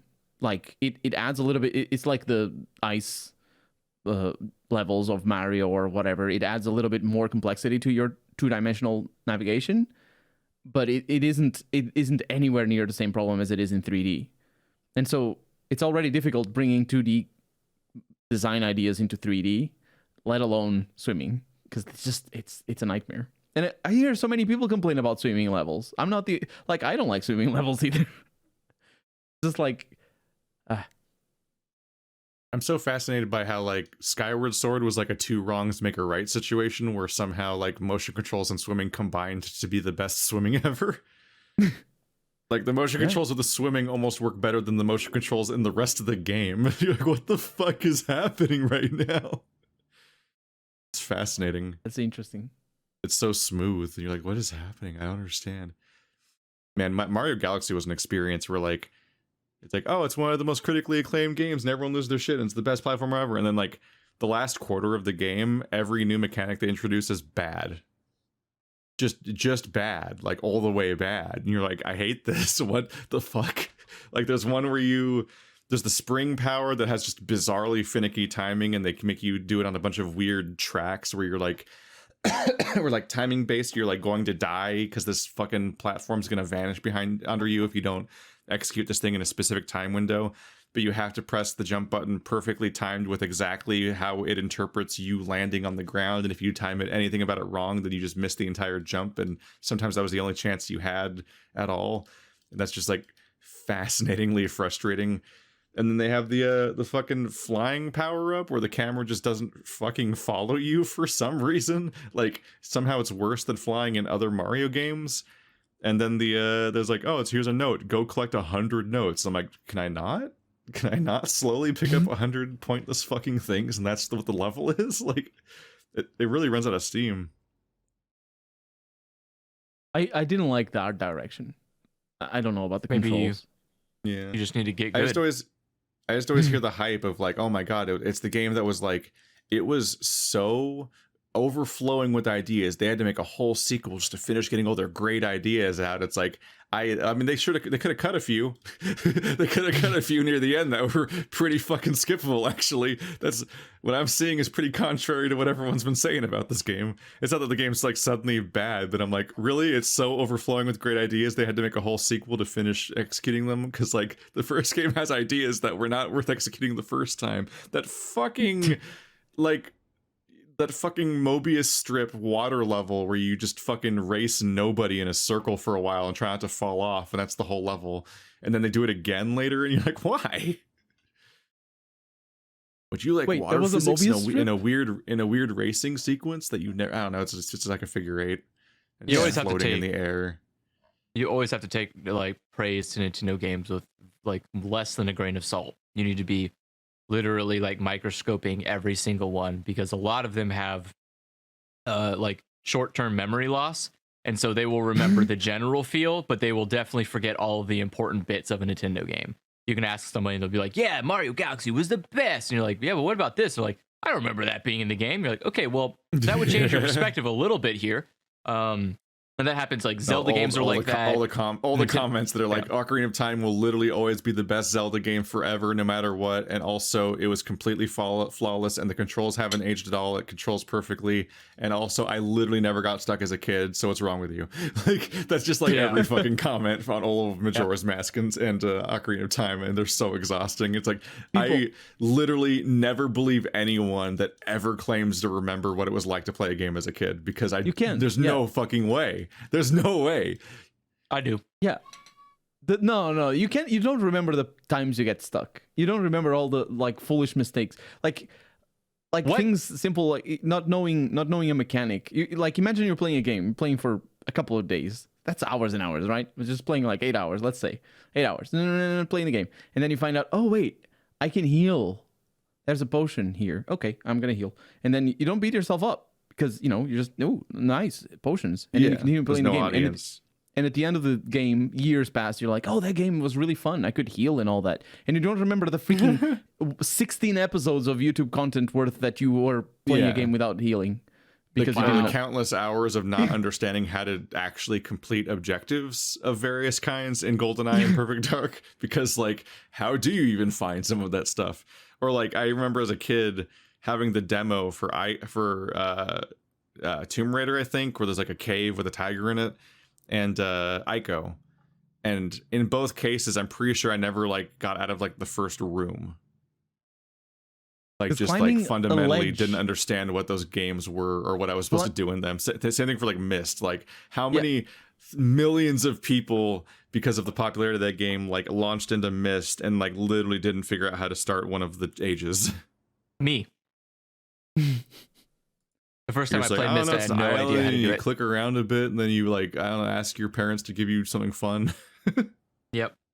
I think a lot of you sound like you need to be more critical of yourselves, because I remember all of my failures in playing video games. I never let myself forget how bad I was. I remember. I can tell you. I remember every single failure in Clock Tower. I know exactly what rooms I walked into and how I got killed. I know how far I got in that game before I quit. That was me burping and talking at the same time. I remember that was the Clock Tower guy getting me. Finally catching up after all these years. I remember Banjo-Kazooie. I struggled a lot with the Halloween level because I couldn't find where some of the jiggies were, because they're like on the second story of the mansion, which I didn't know you could just get into. I didn't know you could just walk onto the top of the mansion. And so I was just fucking annoyed. I kept I would do all the other missions or all the other levels, and I would come back like, where the fuck are these jiggies? I need to 100% this game. And eventually I think I remember I learned how to do it because I went to GameStop and I just picked up one of their Prima strategy guides. And I just turned to the page. I was like, where the fuck are the jiggies? And I was like, oh, you could go in the window in one of the mansions. I was like, fuck, that's it. And I just ran home and went to the stupid mansion. But I don't remember how I found it out, but I do remember specifically not getting that correctly. I had no idea how to get those jiggies. I remember playing Pitfall for the Super Nintendo and failing every goddamn fucking time I had to jump to fucking make this third level jump, because there's a snake at the fucking end of the jump and you have to time it right with the snake snapping at you, and I always fucking failed it. I hated it. I remember it to this day. I remember playing Animaniacs and sucking so much ass when it came to doing the stupid broomstick speed run level, when you're running through and you have to dodge the trees and jump over them and move left and right, because I fucking sucked at that and I could never beat that one fucking level. I remember all of it because I hate myself every single waking moment that I do not do something perfectly. And that's what you need to do in order to be good at video games. You need to hate yourself so much that you will not accept anything else but what the best you could possibly do. Telling you, that's how you remember how good you are at games. My point is, people don't do that. They should, because it's healthy and it's how you build a good dynamic with interacting the media that you interact with. I remember a lot of anime just because I hate it out of spite. Oh, yeah. I'm not and sure that's this how I remember is the a lot of video extreme, games. But it is. It sounds like all of you are living a really too much of an idealistic lifestyle. You need to you'll hate more think too much of yourselves. Yeah, exactly. You think too much of yourselves. You're not gonna beat yourselves up for 20 years over not being good at a game on a Super Nintendo. Come on, guys, get it together. I probably actually should go back and play Pitfall. I never beat it, and I really regret not beating it. But I'm too scared that I'm gonna be bad at playing Pitfall, and I don't want to go back and play it at any point in my life. What, Pitfall? Yeah, even as a kid, I'm like, this is miserable. Why would I do this? I'm not talking about every second of the gameplay is a nightmare. I don't know if we're talking about the same Pitfall game. I don't know. You jump over pits and you swing on vines sometimes, and the whole game is misery. Pitfall. I'm talking about Pitfall: The Mayan Adventure. So maybe we are talking about the same one. It's not the shitty one where it's just you can see the ground below you, and it's just you're running on the top and you have to jump over the gator heads and all that stuff. Is that the one you're talking about? It's just a really old video game. A really old video game. And I'm like, why would anyone want more of this? Fuck this. Okay, yeah, I think we're talking about a different I think it was video just game. called Pitfall. The end. Yes. Yeah, Pitfall is the OG one. So hold on. That's the old Activision game. So here are the two different Pitfalls. You have the one made by Activision for Atari, which is just a man basically running in a straight line and jumping over obstacles sometimes, or if you're bad, I think I might have played and bottom. hated both of those. The top that sounds one, yeah, the one that looks a lot nicer, looks kind of like Lion King, the video game for the Super Nintendo. That one was a fucking nightmare because it has two things that I absolutely despise: pixel perfect jumps and collectibles in pixel perfect jumps. So it's a nightmare. I hated it so much, but I never beat it, so I don't know how it ends, and I regret that to this day. I should probably. Did you ever play Lion King? Did you ever beat it? Yeah, I beat Lion King. I beat Lion King King. was I so beat difficult. Aladdin. It was all right. There were definitely some levels that pushed me to an extreme, but no, the giraffes are easy. Giraffes are the best part. I love the giraffes. But that's because giraffes required platforming and good memorization skills. You needed to know where you were going, and you needed to be good at landing on the heads. That I can do. That's not a problem. I can't. The problems I had were trying to climb up in certain levels and not get hit by enemies, because some enemies were just a nightmare to deal with. And you know those old games are meant to like take your lives like crazy, and there's no like checkpoint system. There's no like, oh man, I fucked up, I guess I'll come back later. It's like, no, goodbye, come start from zero again, nerd. And you're like, terrible design, terrible design. Whole afternoon gone, fuck you. Yep. That's why I beat all of Castlevania in one go. Let's call it speed run. That's the only way to beat Castlevania. Speedrunners are people like me, but on the next level higher than me. They're on the tier a little bit higher. They're the ones that like had to beat the game and then got so mad that they beat it, but didn't beat it at their expectations. So they want to go back and beat it faster and faster, and they want to beat it to an extreme level where you're like, okay, guys, you're pretty good at this game. Do you need to keep going? They're like, this isn't even my final form. And you're like, shit, I think that guy's going to beat the game in 5 seconds. He's doing some weird math. And like, he's doing some weird math. It's like the Super Mario games. It's like, okay, I'm going to do like, did you know that if you press this and this and this, it causes some bit value devaluations, and then like the stock market crashes and it goes to the cutscene, and you're like, no. How would I ever figure that? How the fuck did you even do that? Why would you do that? Crashes. It's like, it's so stupid. Yeah. It literally is just like, I killed like 5 enemies, and that one last enemy had like a bit value, and now I'm gonna go and touch this thing, which changes that bit value to this, and then now the bit value is this. If I hit this enemy while the bit value is set to this and jump over this at the exact right time, it causes the game to just end. And you're like, Mario is definitely like that. How did you math I saw that? A video. Who did that? Who sat down and opened fucking calculator on their computer and typed in numbers and figured that out? Because I hate them. That's awful. Don't do that. Go just do anything else with your time. Don't do that. It's so upsetting. I think they're at the point where they need to, like, the current strategies for Super Mario Bros. Is to that, like, it's all based on reverse engineering the game. So like they know how the programming works, and they're gonna be like, oh, look at this. There's like it's like hacking basically, except they're doing it through normal gameplay, but using knowledge. I think it's specifically I've YouTube suggests all this sort of videos, so I've seen a bunch of them. But I think it's specifically related to the timing or the clock or something. There's a lot of stuff that you're referring to in that like if you end this level on a second that is a multiplier of 7 or something like that, like if it's second 7 or second 14 or 21, and if you end the first level on that clock, then the enemy is going to appear at this particular stage, and you're going to be able to just hold right and end the game faster. There's weird stuff like that, and if you're foolish enough to click on the things that YouTube suggests to you, then you learn all about it.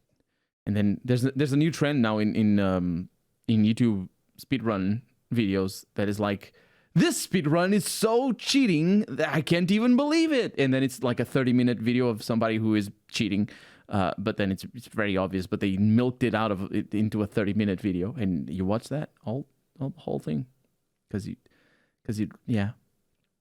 I have very good priorities. Don't question me. I will say a lot of cheating in speedruns tend to be like, man, I sure hope no one knows how this game works. And it's like, yeah, you're posting this to a community of people who are, how do I say, nothing else to think about.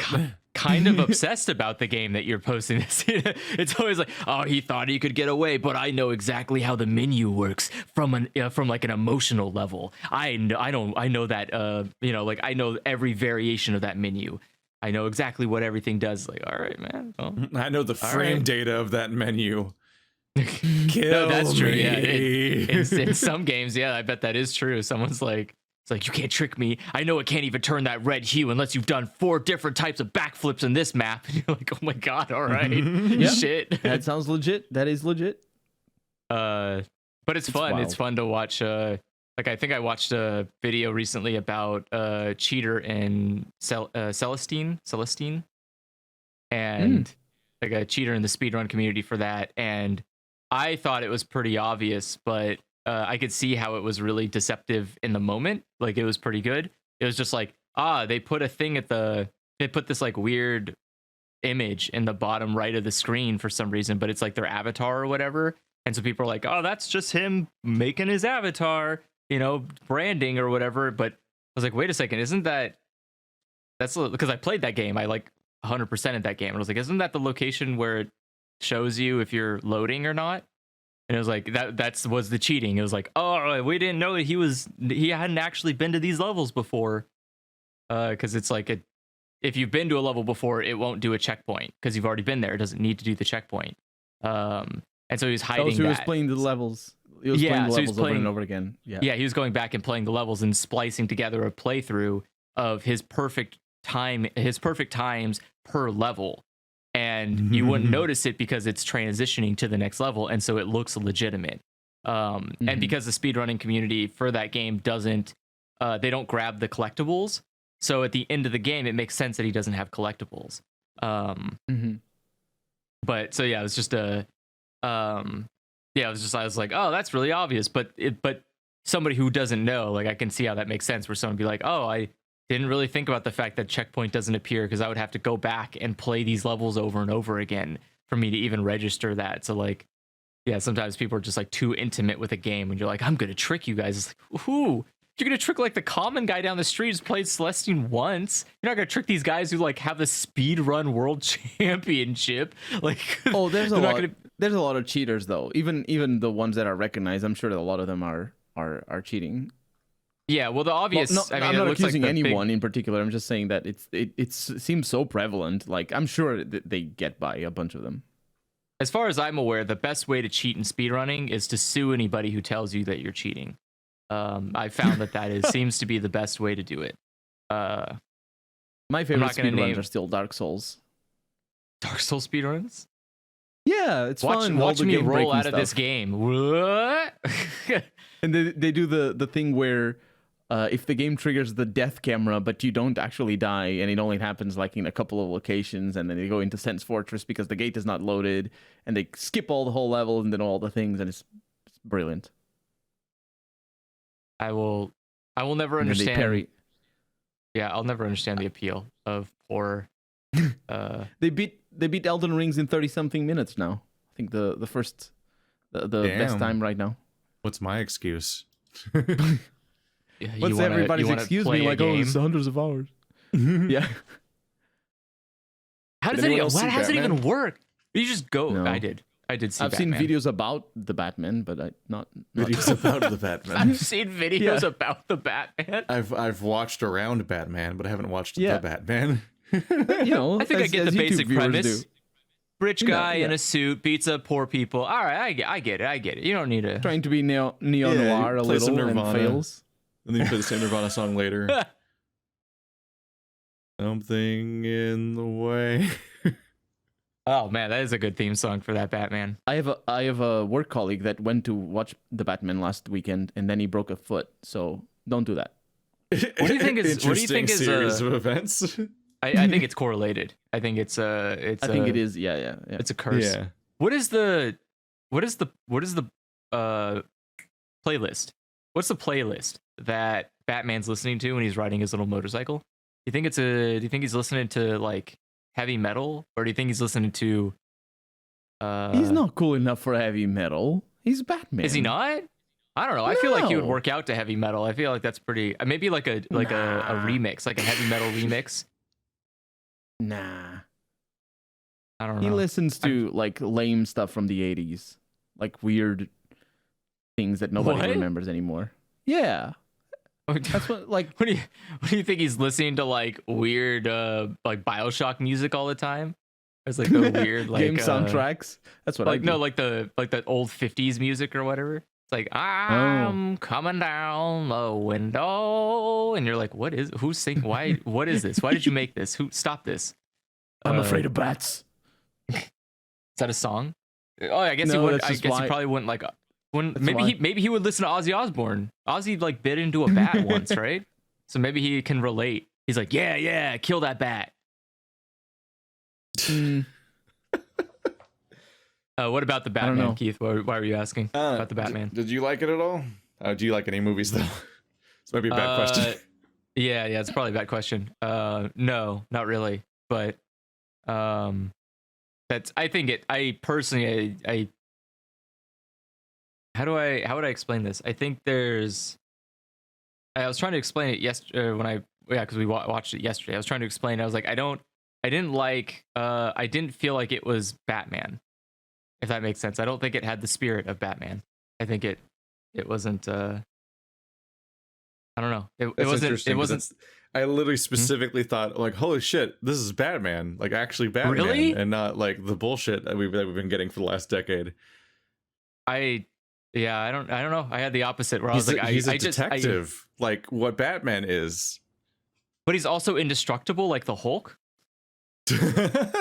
Well, he's got like armor and whatnot. No, but it's like no. The man took a whole clip of a submachine gun and a shotgun point blank and just kept going. That there's a difference between armor and plot armor, and Batman has some hard plot armor in that movie. Like you're telling me that he took a shotgun to the face and none of the shells like hit his face, his literal head. Like they just all correlates this movie on his definitely body. committed to the idea that this version of Batman's like bulletproof. He's like indestructible, dude. He took an explosion to the face and didn't even lose his chin hair. I don't know, man. It's kind of stupid. It's like he's too unbreakable. I'm also I want to point out that his suit. What they really broke was his feelings. Also, his suit is bigger than him, which I thought was really funny. So whoever's in the suit, or like whatever is in that suit is like padded out. He has like bigger arms in the suit than he has in real life, which I thought was really funny. Because it makes him look buff, like makes it look really buff. But then when it's just Robert Pattinson, he's like, I'm not gonna get buff for this.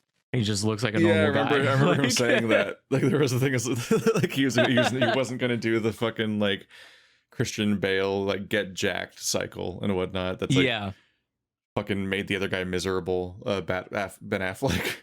Like just people have just hated being Batman. He's just like, nah. Yeah, because I remember when it was like showed him when it showed him out of armor. I was like, oh like, shit, Alfred's Gollum. That was the cast is great. Except for the poor I love the cast. villain. I like the detective vibes. The villain's so bad. I was kind of upset about that. I liked Paul Dano. I just didn't like all the voice changer shit that most of the movie uses. That's like, okay, this is kind of annoying. Actually. Really? I thought Paul Dano was a terrible choice. Show up. He did not. No, he didn't fit. He Dano's fun. didn't fit. He didn't fit at all what I imagined that character to be. I just don't like anything they did to the Riddler in the movie. Basically, like as a villain, was kind of I enjoyed. Not Stanley Tucci. What's his name? You don't like incel terrorist Riddler. I like the other villain better. The one that's from. Wait, how many villains does it have? It has two villains. One of them kind of shows up as a surprise and kind of becomes like the main plot for the middle of the movie, essentially. I wouldn't call him a villain, but he's from the Night of, and he's from Transformers. He gets peed on.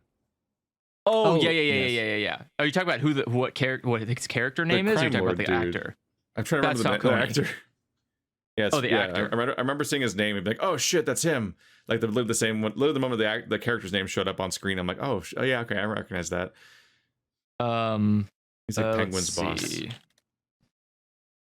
I know who you're talking about, but yeah, I don't remember. John Turturro. Yeah, he had eczema in the Night of. It's a really good series. I could not. I honestly watched that. My girlfriend said he was really good, so I'm gonna take her opinion on it. She liked him as Falcone. I couldn't stop seeing him as the Transformers guy. So he's just completely tarnished, completely in my you've seen those too much, haven't you? Yeah, I've seen too much Transformers, so I cannot basically if I see his face, I only imagine the guy getting peed on by Transformers and be like, hey, it's a car peeing on me, and I'm like, I mostly forget them before they're over, and then I never see them again. And I still haven't seen the time travel Nazi one. I'm glad for you. It must be nice. My last Transformers experience was with you and Joe, where we were at the evil chromosomes.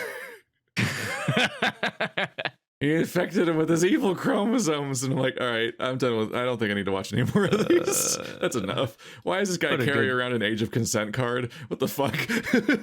What a good time. Why is that alive, in the movie, man. Michael Bay? Why does that guy have an age of consent card about like the legality from state to? What the fuck? It's laminated. He needed it. Like the Joker's card that explains his disability, but it's like the fucking like age of consent in Ohio or whatever the fuck. I'm like, I don't like this. I think people like that are a disability. He's gonna infect you with his evil chromosomes.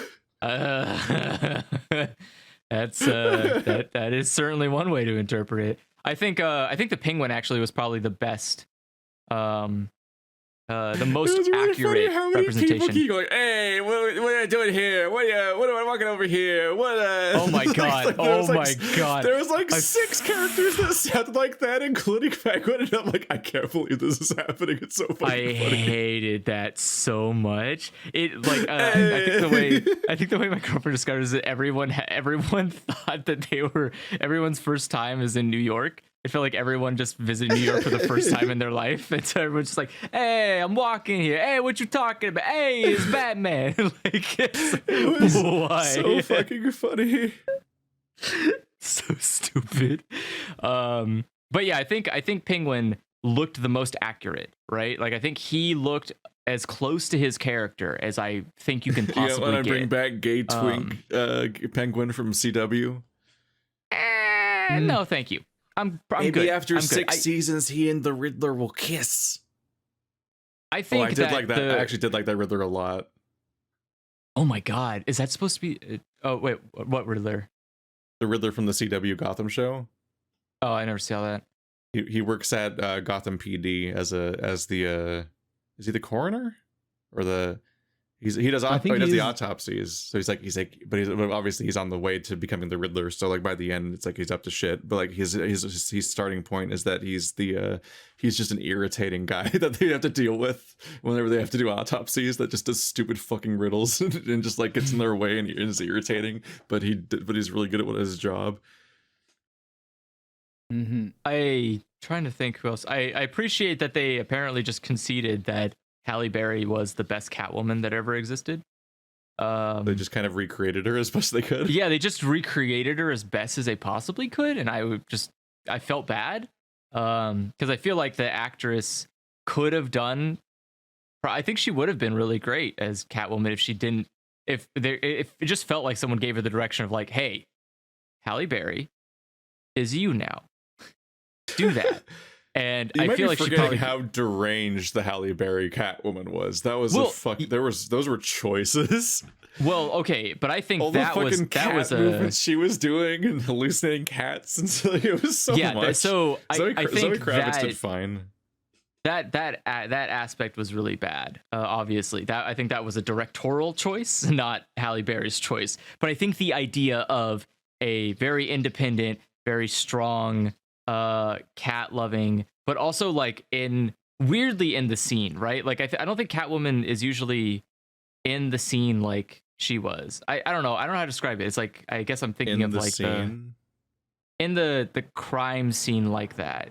She's like part of the comedic cast of cartoon. You mean the part where she's involved with like Penguin's organization as opposed to just being like a random thief?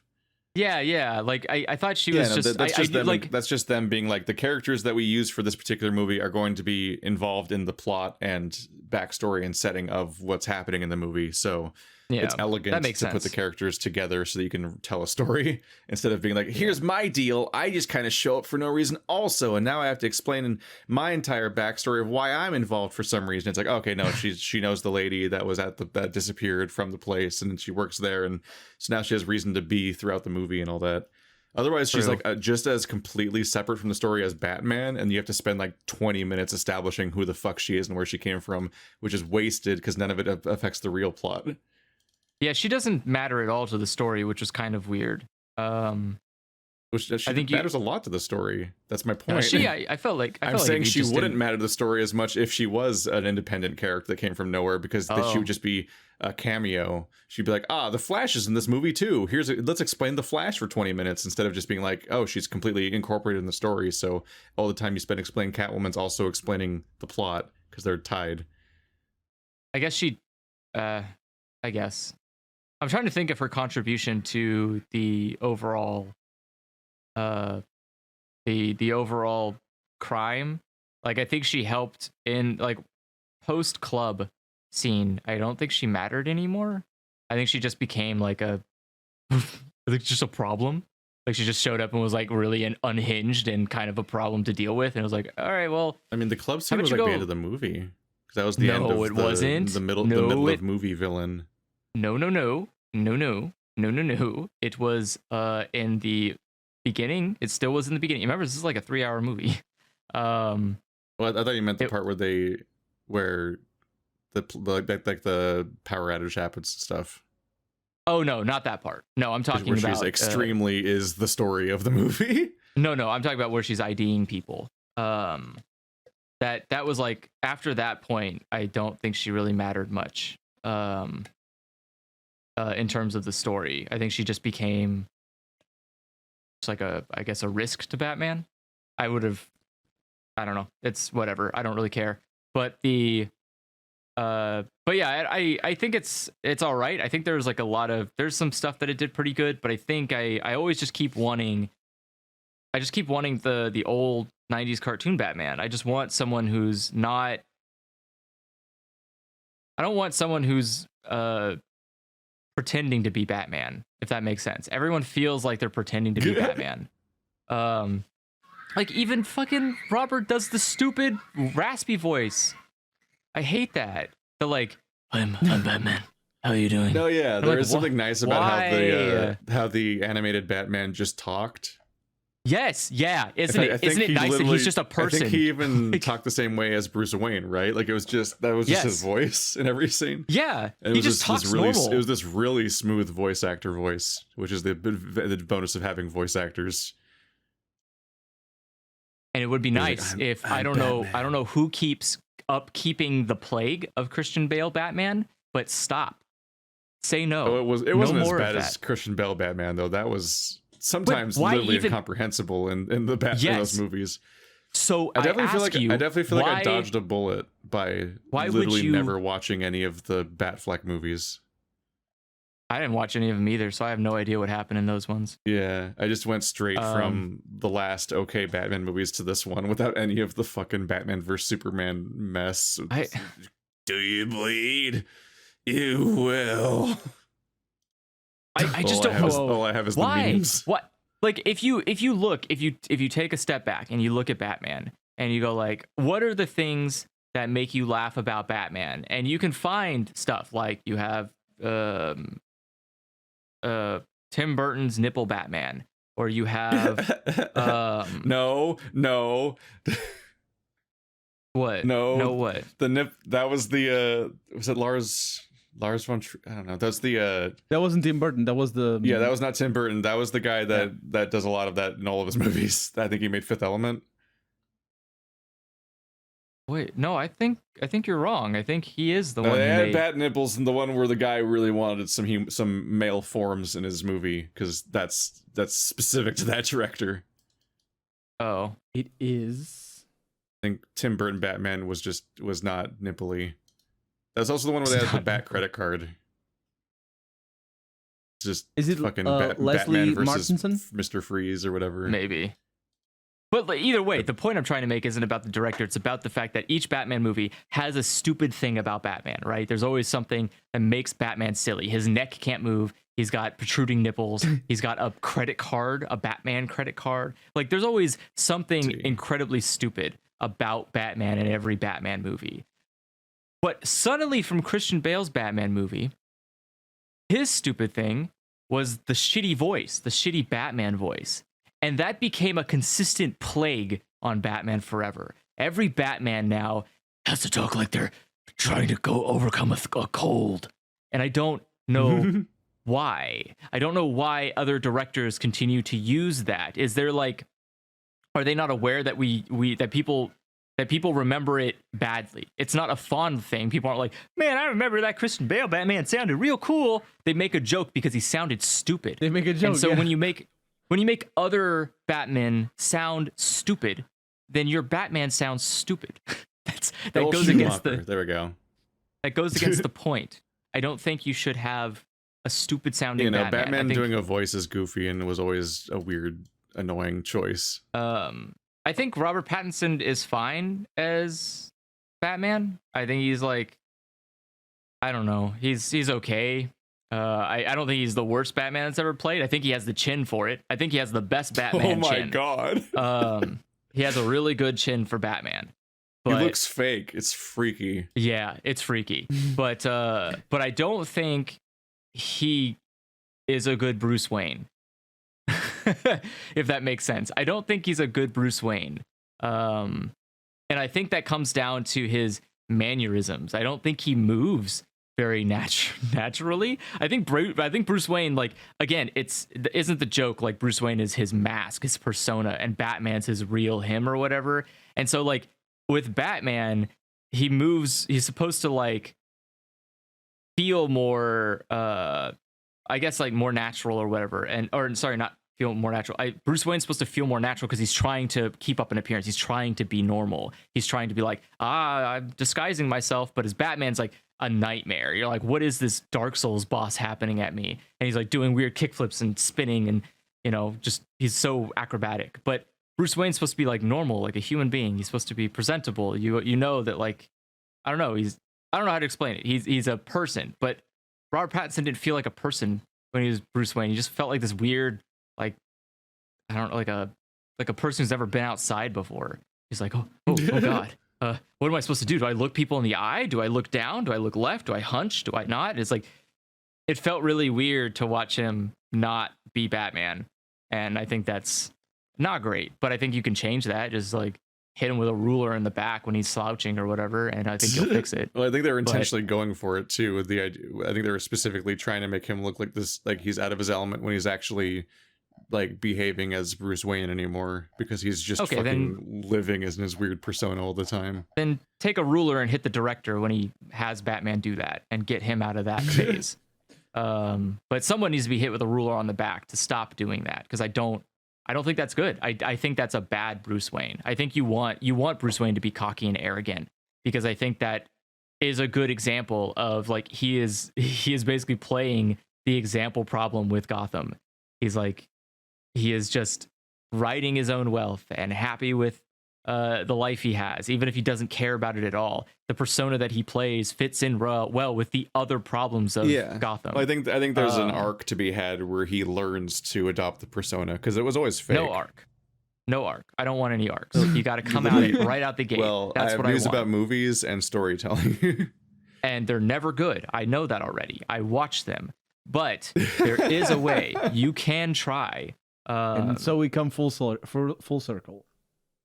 But he has to learn to do the performance and have like a reason to do it. Because the whole point of Bruce Wayne is that it's not real. Like, it's not a person. Like, he's never being himself. Yeah.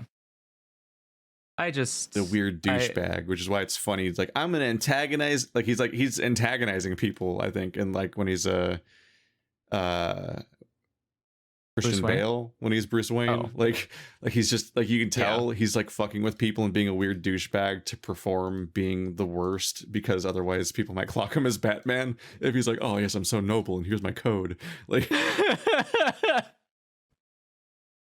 he just walks in super stoic and it's like, you give off the air of a vigilante. Like, yeah. Do you perchance like to punch poor people in the face? How do you know? I mean, how do you know? Pass the ketchup, Batman. Jesus Christ. Yeah, I thought it was really silly. I guess maybe because I'm I wasn't believing it for a second, but it was really silly where they try to goat you into thinking that that like the Batman's identity's been revealed, and you're like, oh no, but I know that lore. I mean, it can happen to some extent. Well, there's multiple supervillains that are smart enough to solve who Batman is. And I think specifically the Joker doesn't care. Not that one. No, the Joker doesn't care. Nope. I thought the Riddler. No, he doesn't. Because the Batman only cares about. Because the Joker only cares about the Batman. The Riddler was only able to ever figure out Batman's identity when he had superpowers. But otherwise, he's always too stupid to, because the Riddler is an idiot. He is notoriously stupid. And he never figures out Batman's identity except for one time where he has like super intelligence. And then he figures it out. He's like, wait a second, I know who you are. And then once he loses that super intelligence, he forgets who Batman is because he can't figure it out. So, the Riddler's too stupid. And he'll never know who Batman is, which is what makes it fun. Because again, all he knows is shitty like dime store riddles that he bought at a book in an orphanage. And he doesn't actually know anything. He's a dumb guy.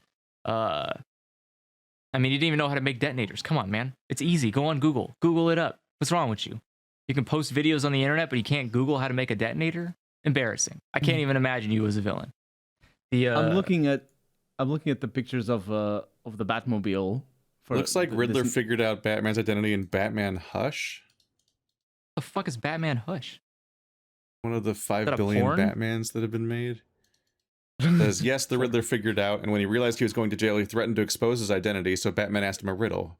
What time is it when an elephant sits on your fence? The Riddler replies, time to get a new fence. Everyone knows that riddle. Batman said, exactly.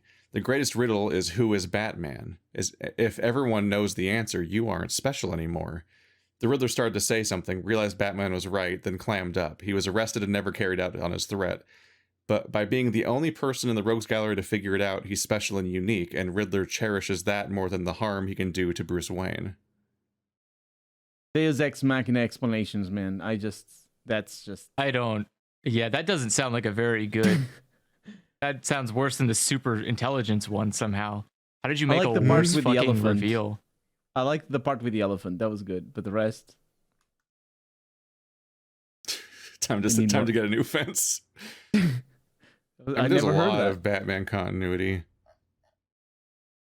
But I was going to say, like, I think the Riddler would have figured out his identity. There's usually the one or two really smart characters that have figured it out at some point. Riddler's stupid. He a Dumby. Well, I found him doing it, so... Well, that's bad writing, but he is notoriously stupid. What do you say? Wow, okay. Writing? If you have like 2 instances where he does it, and every other instance he's a fucking idiot, then his character's a fucking idiot, and someone else decided to change things up. No. Well, no, because they're different people every time. Every Batman story is a different Batman. It's never the same Batman. Because otherwise that would be nightmare fuel. How do you confabulate all like was these it Batman different or Wolverine that died but then came back to life as a caveman in the past and had to live through? Yes. I guess it was Wolverine because he had to live forever. Yeah, there's a Batman that time traveled. Yes. Wait, is it both? That is a thing.